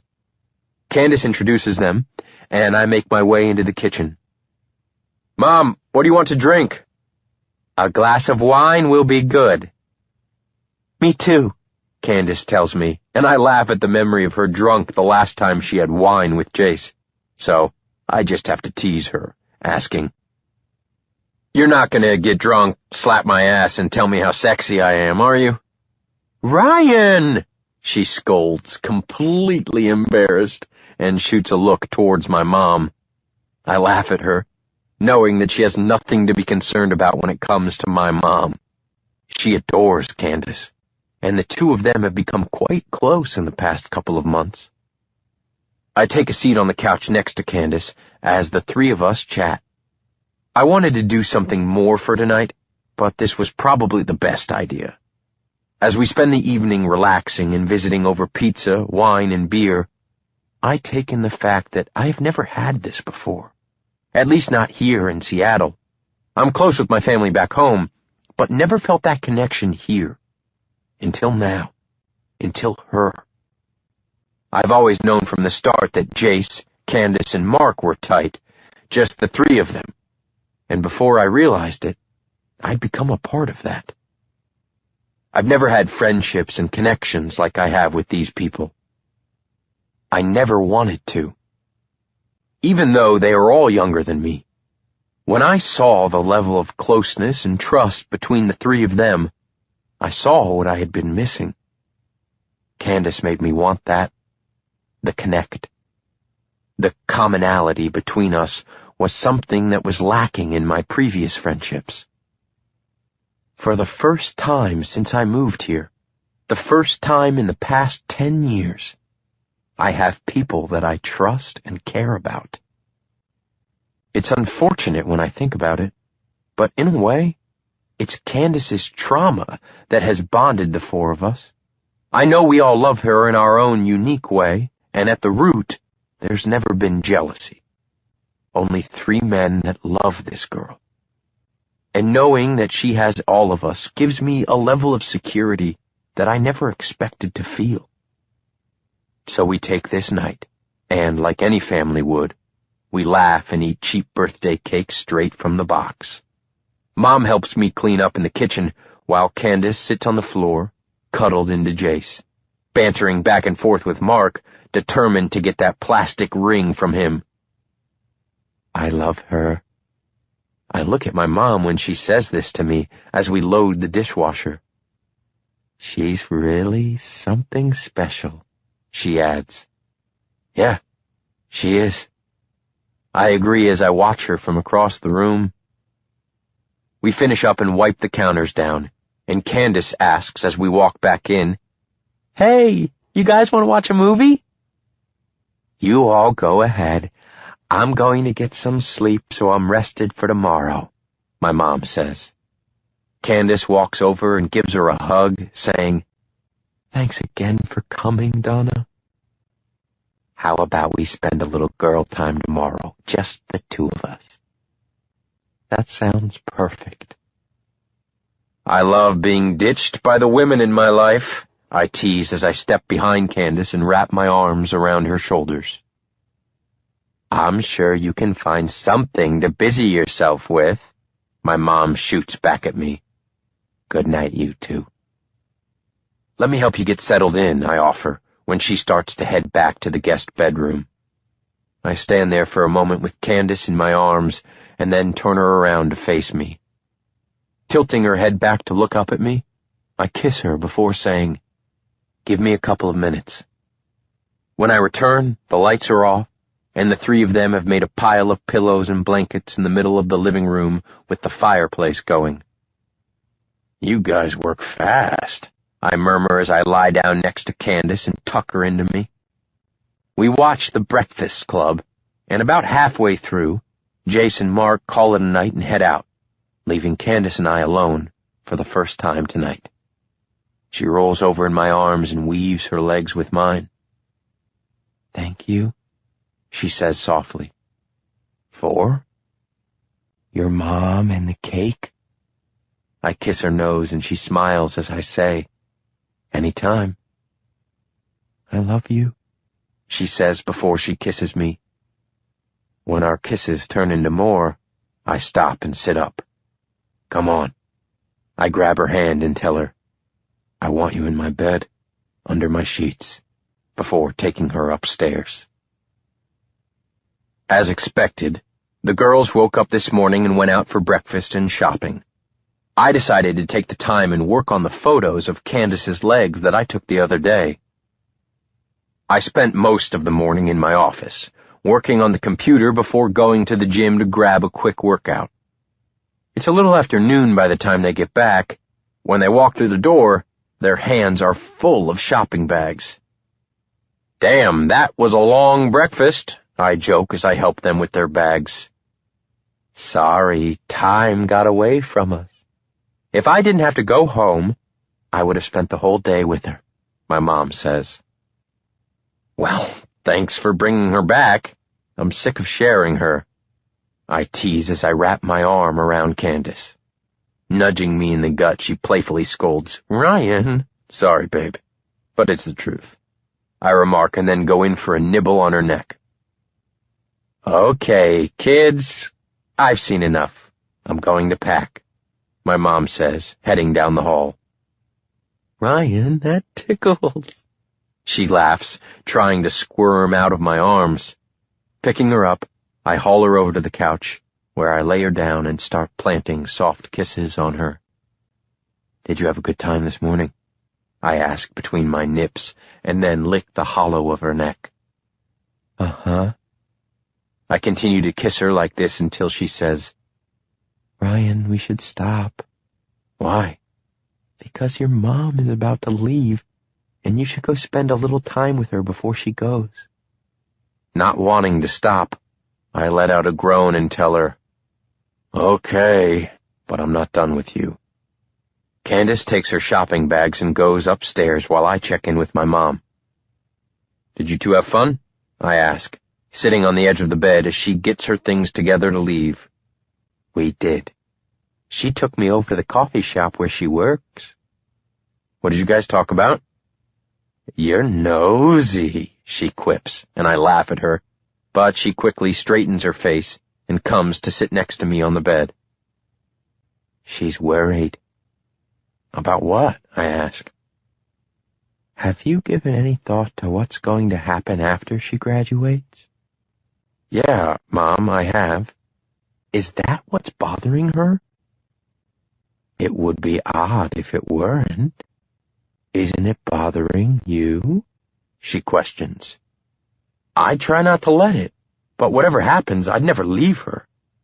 "Sometimes girls need a little extra reassurance," she offers as she pats my knee and smiles. I help my mom with her bag as I walk her out. "Candace," I call to her upstairs. "Coming," she responds, and as she's walking down, I see the sadness creep across her face. She doesn't say anything, going over to hug my mom. I feel bad as she starts to cry, knowing she wants to spend more time with her. I reach out and place my hand on her back when she pulls away from the hug, and my mom says, "Come see me, okay?" Candace nods her head, and I know that she hates the sound of her voice when she's this upset, so she stays quiet as I wrap my arms around her from behind. "When is your next break?" She has the last 2 weeks of this month off before her last quarter.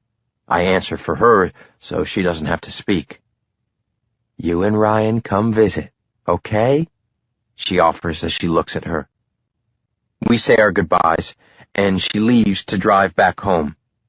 Turning Candace around, I hold her in my arms and give her a few minutes to just be sad.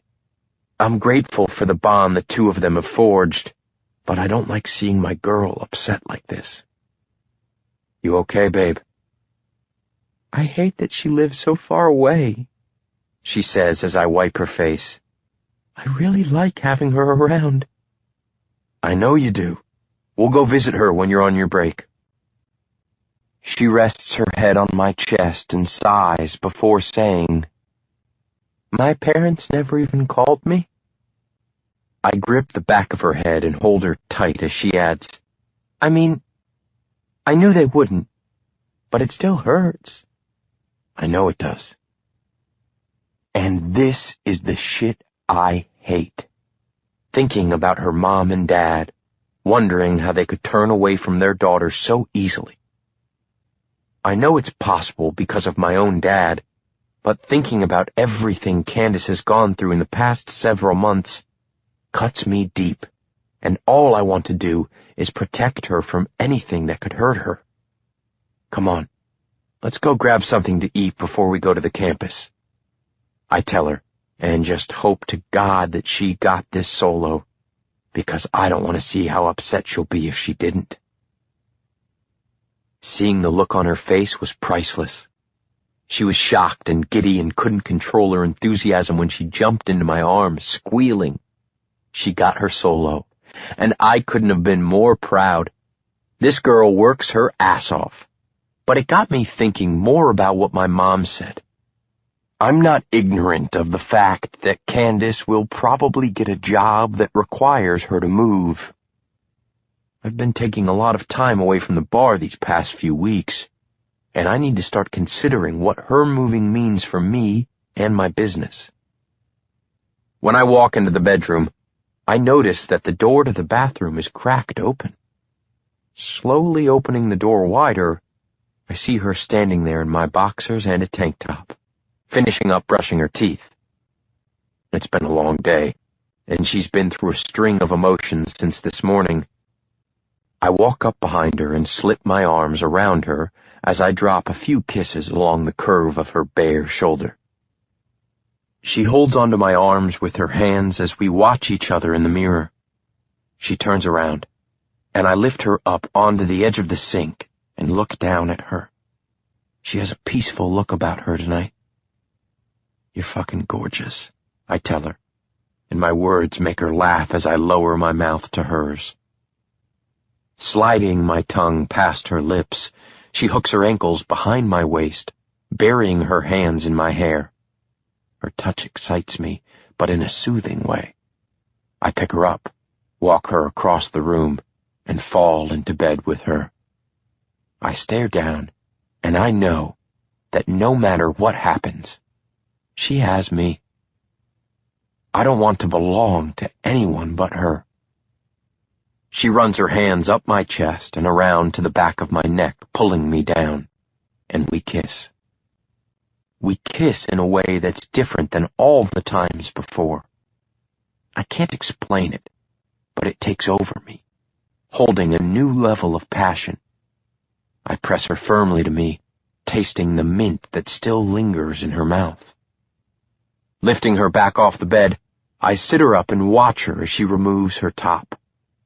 I get caught up in her and press her back down onto the bed, situating my hips between her legs. She's so warm against me, and my chest begins to tighten with the effect this girl has on me. I never gave my heart to anyone before. I never wanted to. I was scared. But maybe I was just saving it for her.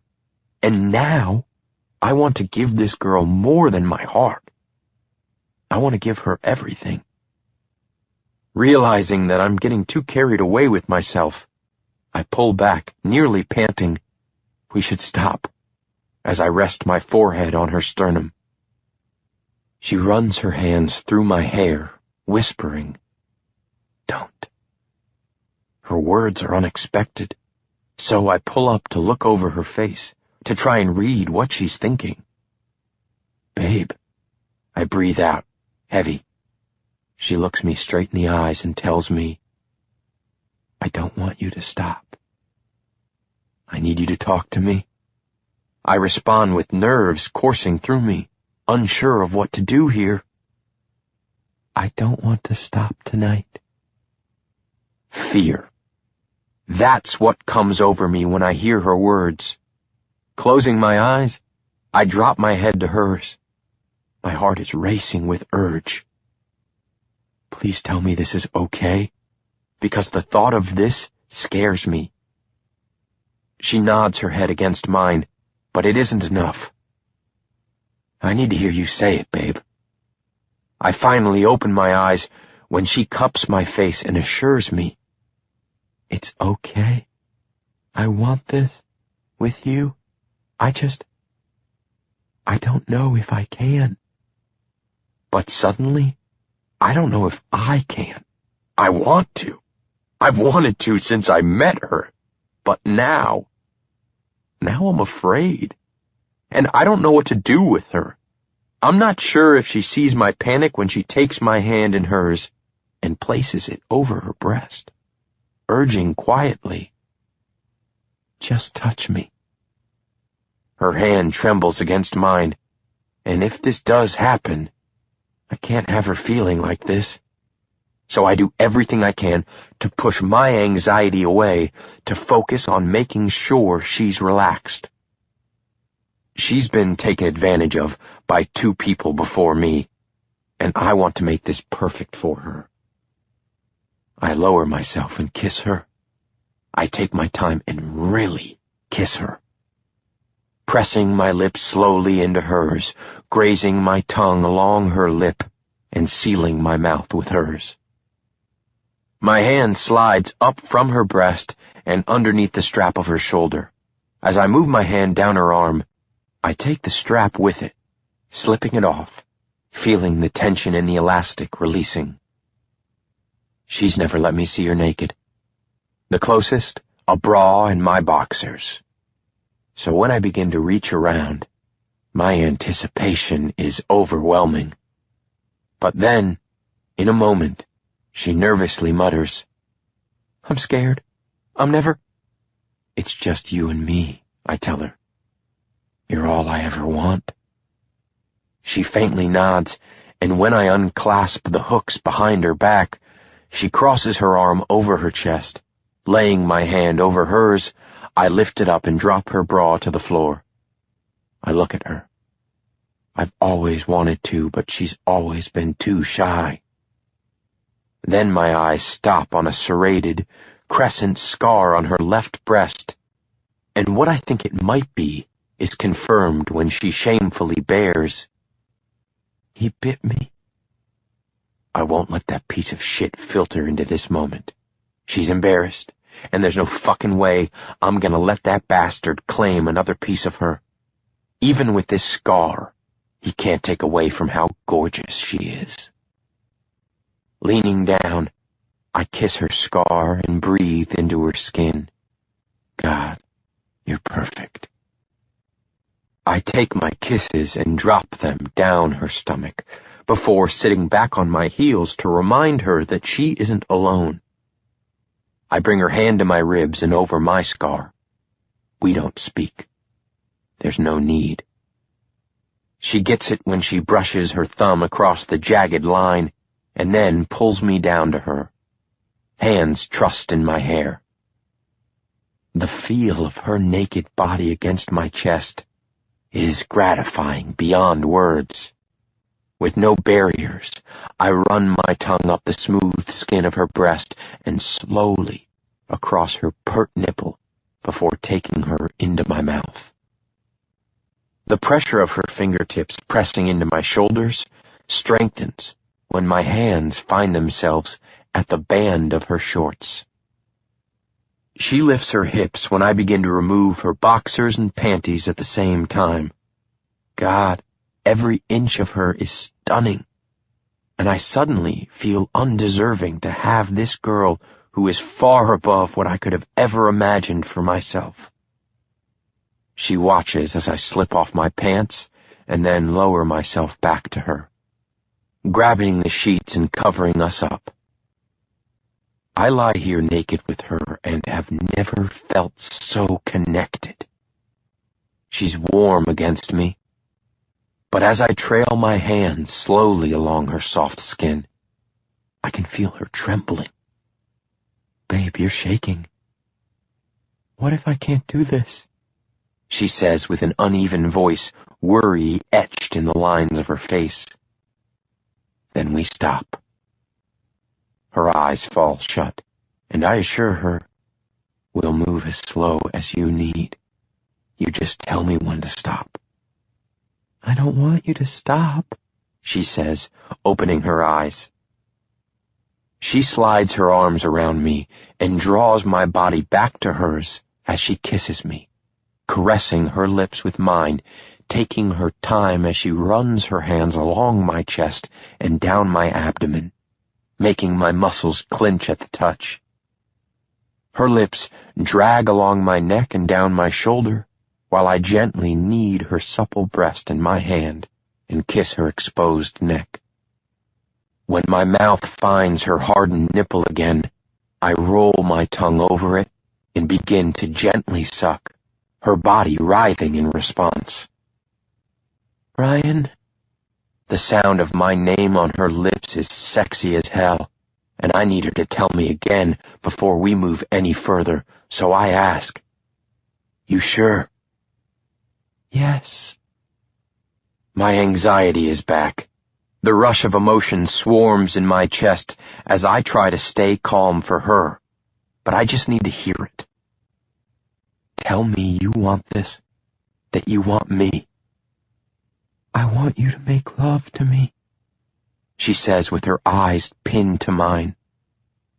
I take a moment to slip on protection before I reach down and slowly begin to guide myself inside of her.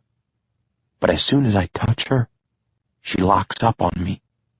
Pulling myself back, I look down to see the rapid rise and fall of her chest.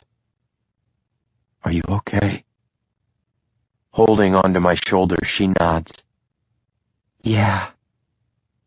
I've never been so scared to have sex, but I know with her, that's not what this is. I've never been with a woman like this before.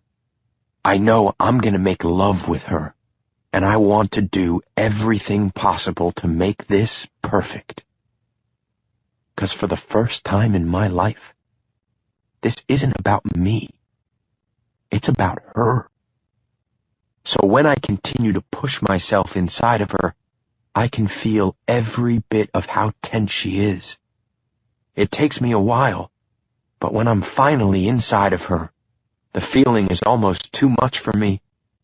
My head drops to her neck as I moan, Fuck, you feel so good, babe. Unable to keep it in. I hold myself still while her thighs tremble as she clenches them against my hips. I wrap my hands around her and give her time to relax.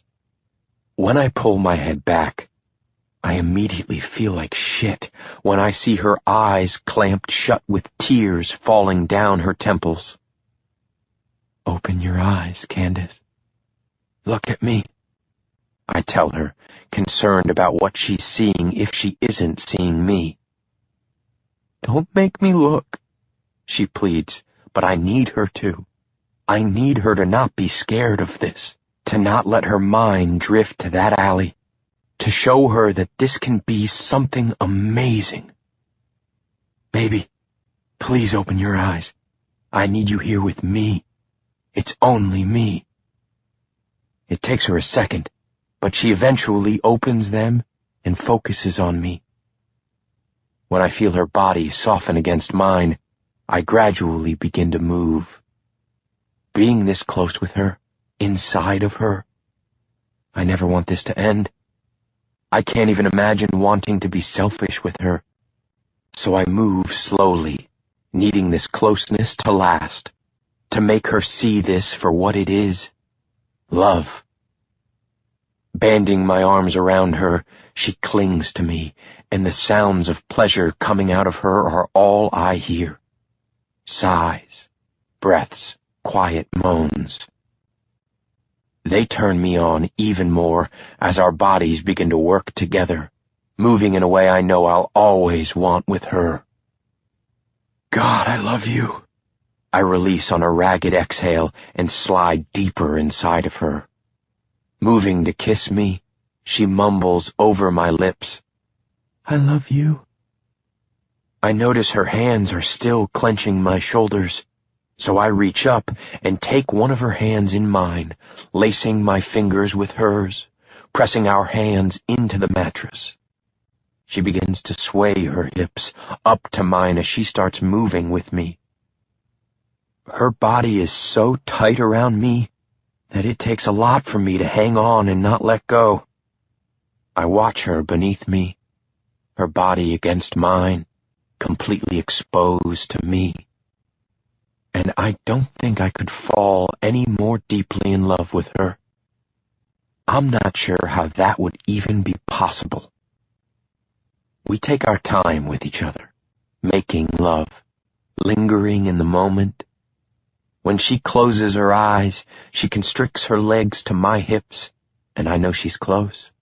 I also know that she's never had this before. Relax, babe. I tell her because I want her to feel every piece of what I'm about to give her.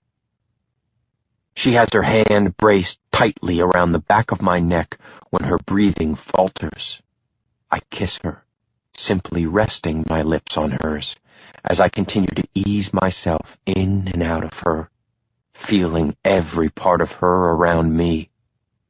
Her hand jerks in mine, and I lift my head to tell her, "Open your eyes.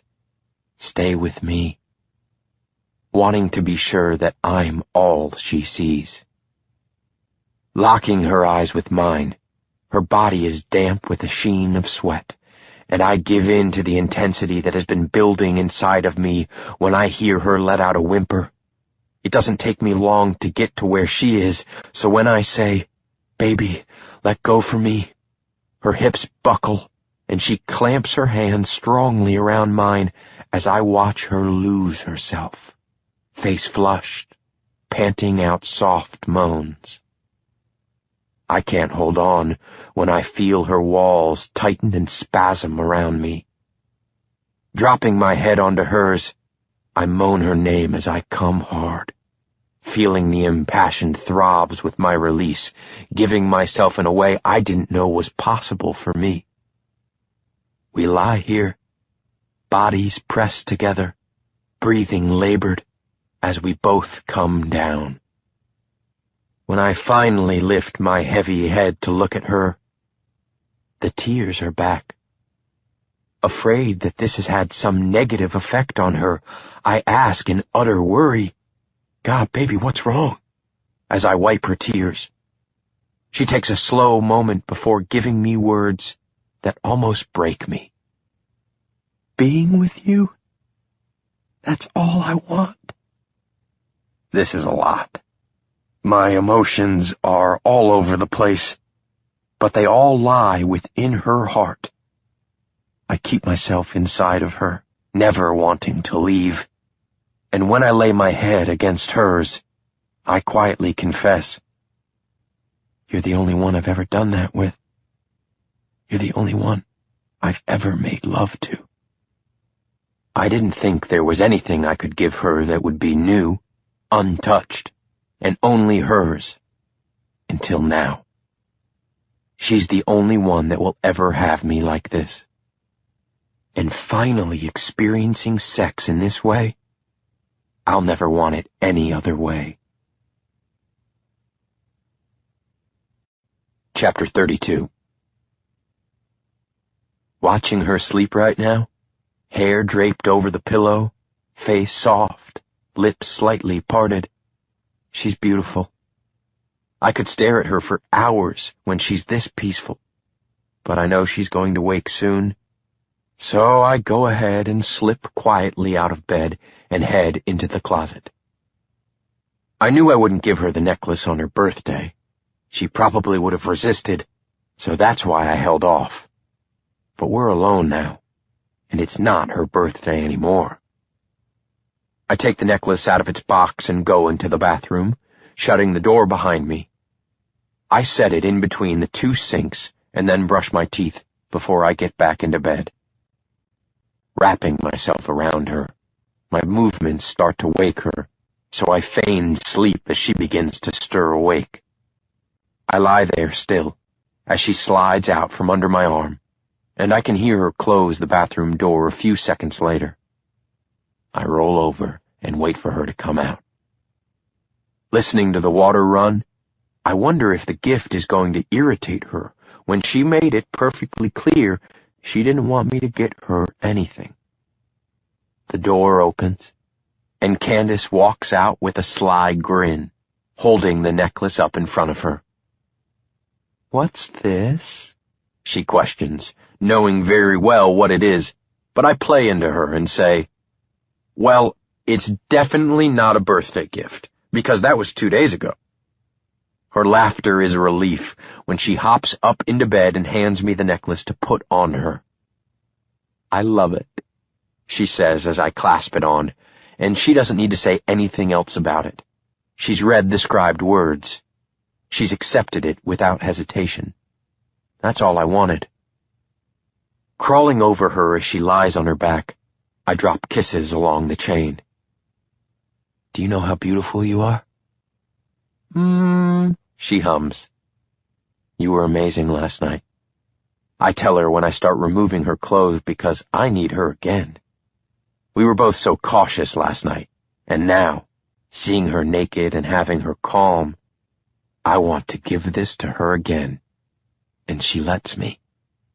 As we remain wrapped up in each other after making love, I stroke my hand through her hair lazily, enjoying her as our breathing slowly backs down.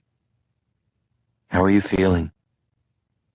She's in a tranquil state when she responds with a simple, happy. That one word makes me smile. That's all I ever want her to be, happy. I begin to laugh when I think about the other surprise I have for her. What's so funny? She asks with a grin of her own. I have something else for you. Besides the necklace? Besides the necklace, I say. She squints her eyes at me, and I defend. I promise you're gonna like this better. It's not a trinket. That smile of hers grows, and she sits up, clutching the sheet to keep herself covered. And her modesty is adorable. Leaning over, I open the drawer to my nightstand, and then hand it over. I don't know what to say, she says as she keeps her eyes on the hoppin' bounce box, which holds the deflated ball. I have a pump out in the garage if you want to take it for a spin around the living room, I tease. Setting the box down on the bed, she crawls to me, sheet still clung around her, and gives me a kiss. You'll never know how much I love you. After spending most of the morning in bed with Candace, I decided to run into work so that I can take the night off. Candace called Jace and went to spend the afternoon with him and Mark. I told her I'd be back at the loft around 6 tonight, but that quickly changed when one of our vendors stopped by today with a shipment only to inform me that the bar is now on COD with them. When I started digging through the backlogged bills, I discovered that Michael has been missing payments. This is the second time this guy is fucked up, and I'm done. Walking into his office, the place is a disorganized disaster. Digging through files, I find the ones that I need, and I spend the next few hours scouring through all of our various vendors' invoices, checking them against the bank statements, and then having Mel double-check the inventory. I can't be having things fall through the cracks like this. I need to seriously start thinking about what's going to happen to this bar if I wind up moving after Candace is done with school. But leaving it in Michael's hands isn't going to happen. I need someone I can trust. Max, I call out while Mel and I are buried behind the bar as I help her check the last shipment. Yeah, boss. Get Michael on the phone. Tell him to get his ass up here, I shout over the band. I've been so busy, I didn't even realize how late it is, or that Mark is here with the guys, but they're already on stage playing. Ryan! Max shouts, and the chaos around me right now is giving me a headache. Did you get a hold of him? Yeah, he's on his way, but Candace is on the phone. Line 2, he says. Making my way through the crowd, I run upstairs to take the call in my office where it's quiet. Babe, hey.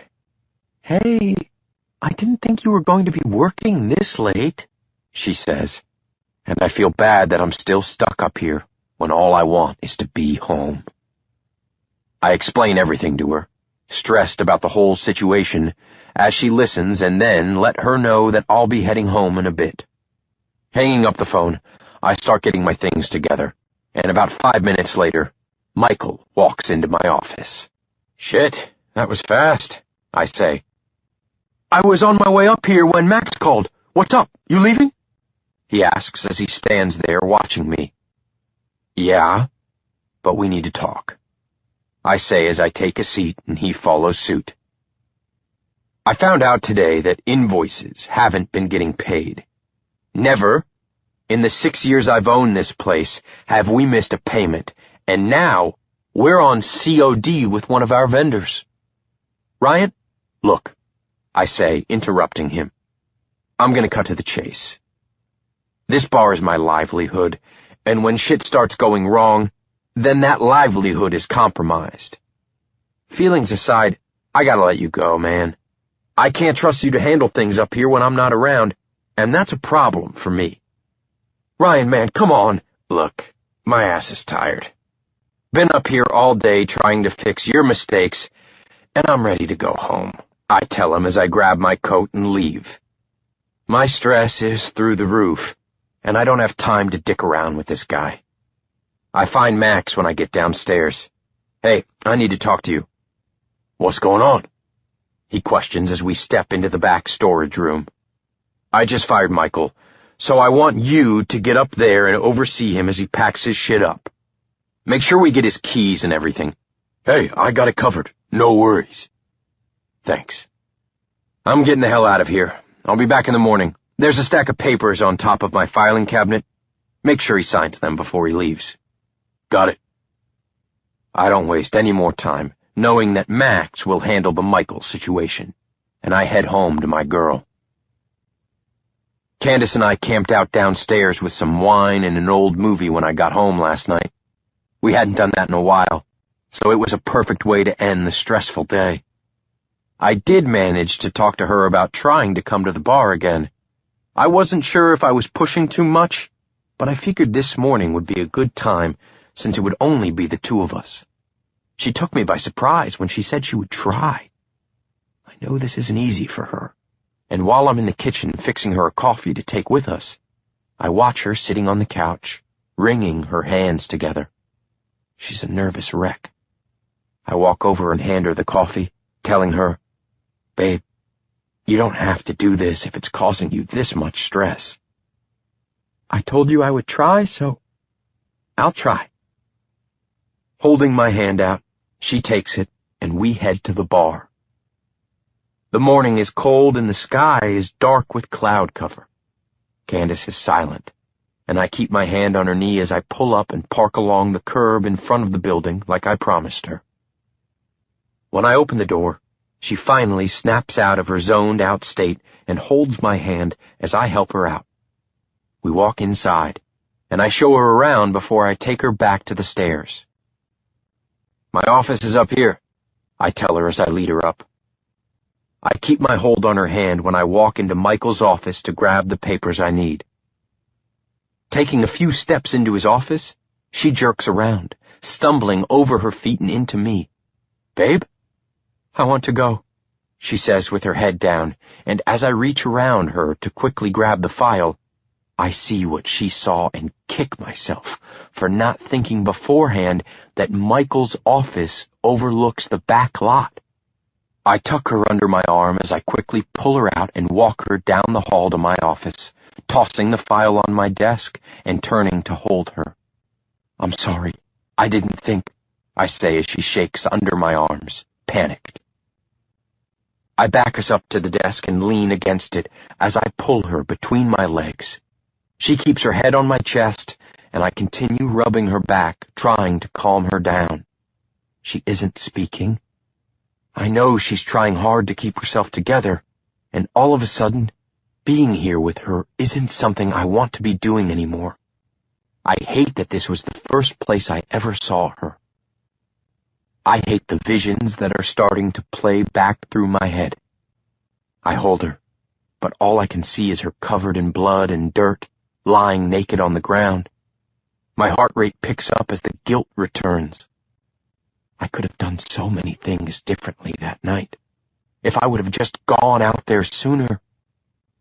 I focus back on Candace when she lifts her head. Keeping my focus on her before I get too consumed, I ask, "You okay?" She nods, placing her head back on my chest, saying, "I hate seeing that dumpster." I hold her closer when she says this because I hate it too. I hate everything about that goddamn night. It's weird because I also love it in a messed up way. It's all I had to focus on. I'm so sorry. I think about what must have been going through her head, the sheer terror she must have felt, and my stomach begins to knot up. When I dream about that night, it's always taken away from me. There's nothing to distract me. I wish I knew his name. I would find him and destroy him if given the chance. I would kill him for everything he took away from her. She looks up at me and cups my clenched jaw, lifting onto her toes and planting a kiss on my lips. I pull her into me and take a deep breath, letting it out slowly. Being here with her, I'm starting to feel like I'm lying, and the guilt is eating at me the longer we are here. I never thought that deciding not to tell her about who I am would make me feel like it is right now. Deceitful. I'm trying to keep the memories out of my head, but I can't help the constant flashes I'm getting each time I close my eyes. I'm not sure I'll ever stop hearing her pleading screams from that night. It's a part of her that I'll always have to bear, but it'll never even come close to all that she's had to endure. I shift my thoughts because this is huge for her, and I need her to know that. I tell her how proud I am that she came up here with me, but I can tell she wants to leave, and honestly, so do I.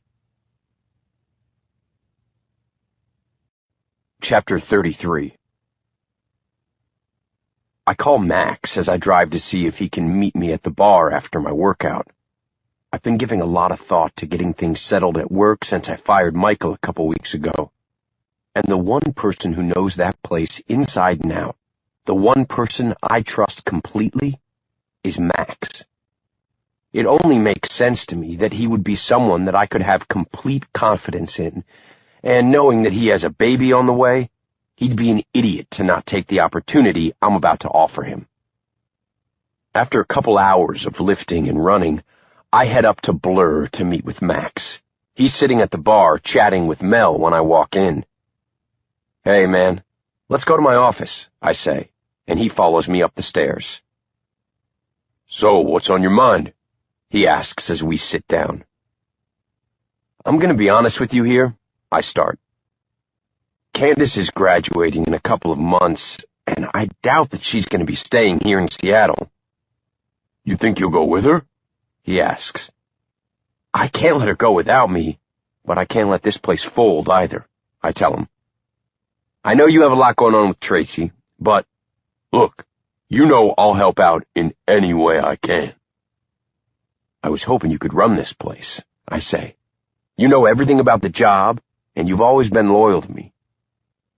"Shit's been crazy since I let Michael go, but I'd like to bring you on as his permanent replacement, which means a sizable salary increase."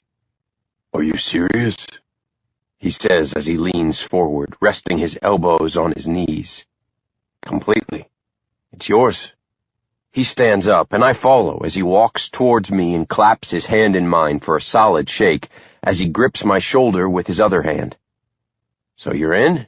I ask. "I'm in, boss." "Great." I sigh in relief as I sit back down. "You know the drill, man, so let's get this going in the next couple days if you can manage on short notice." "Yeah, no problem. You still going out of town this weekend?" "Yep. I'm not sure how long I'll be gone. A week, give or take a few days. It's Candace's last break before graduation, and I know she wants to spend time with my mom." "You need an extra guy for the door?" he asks. "I don't think so. Chase has been doing a good job at keeping everything under control in that department. Plus, people are used to seeing you down there, so I think if you can keep that gig going when you have extra time, that would be great." We finish up,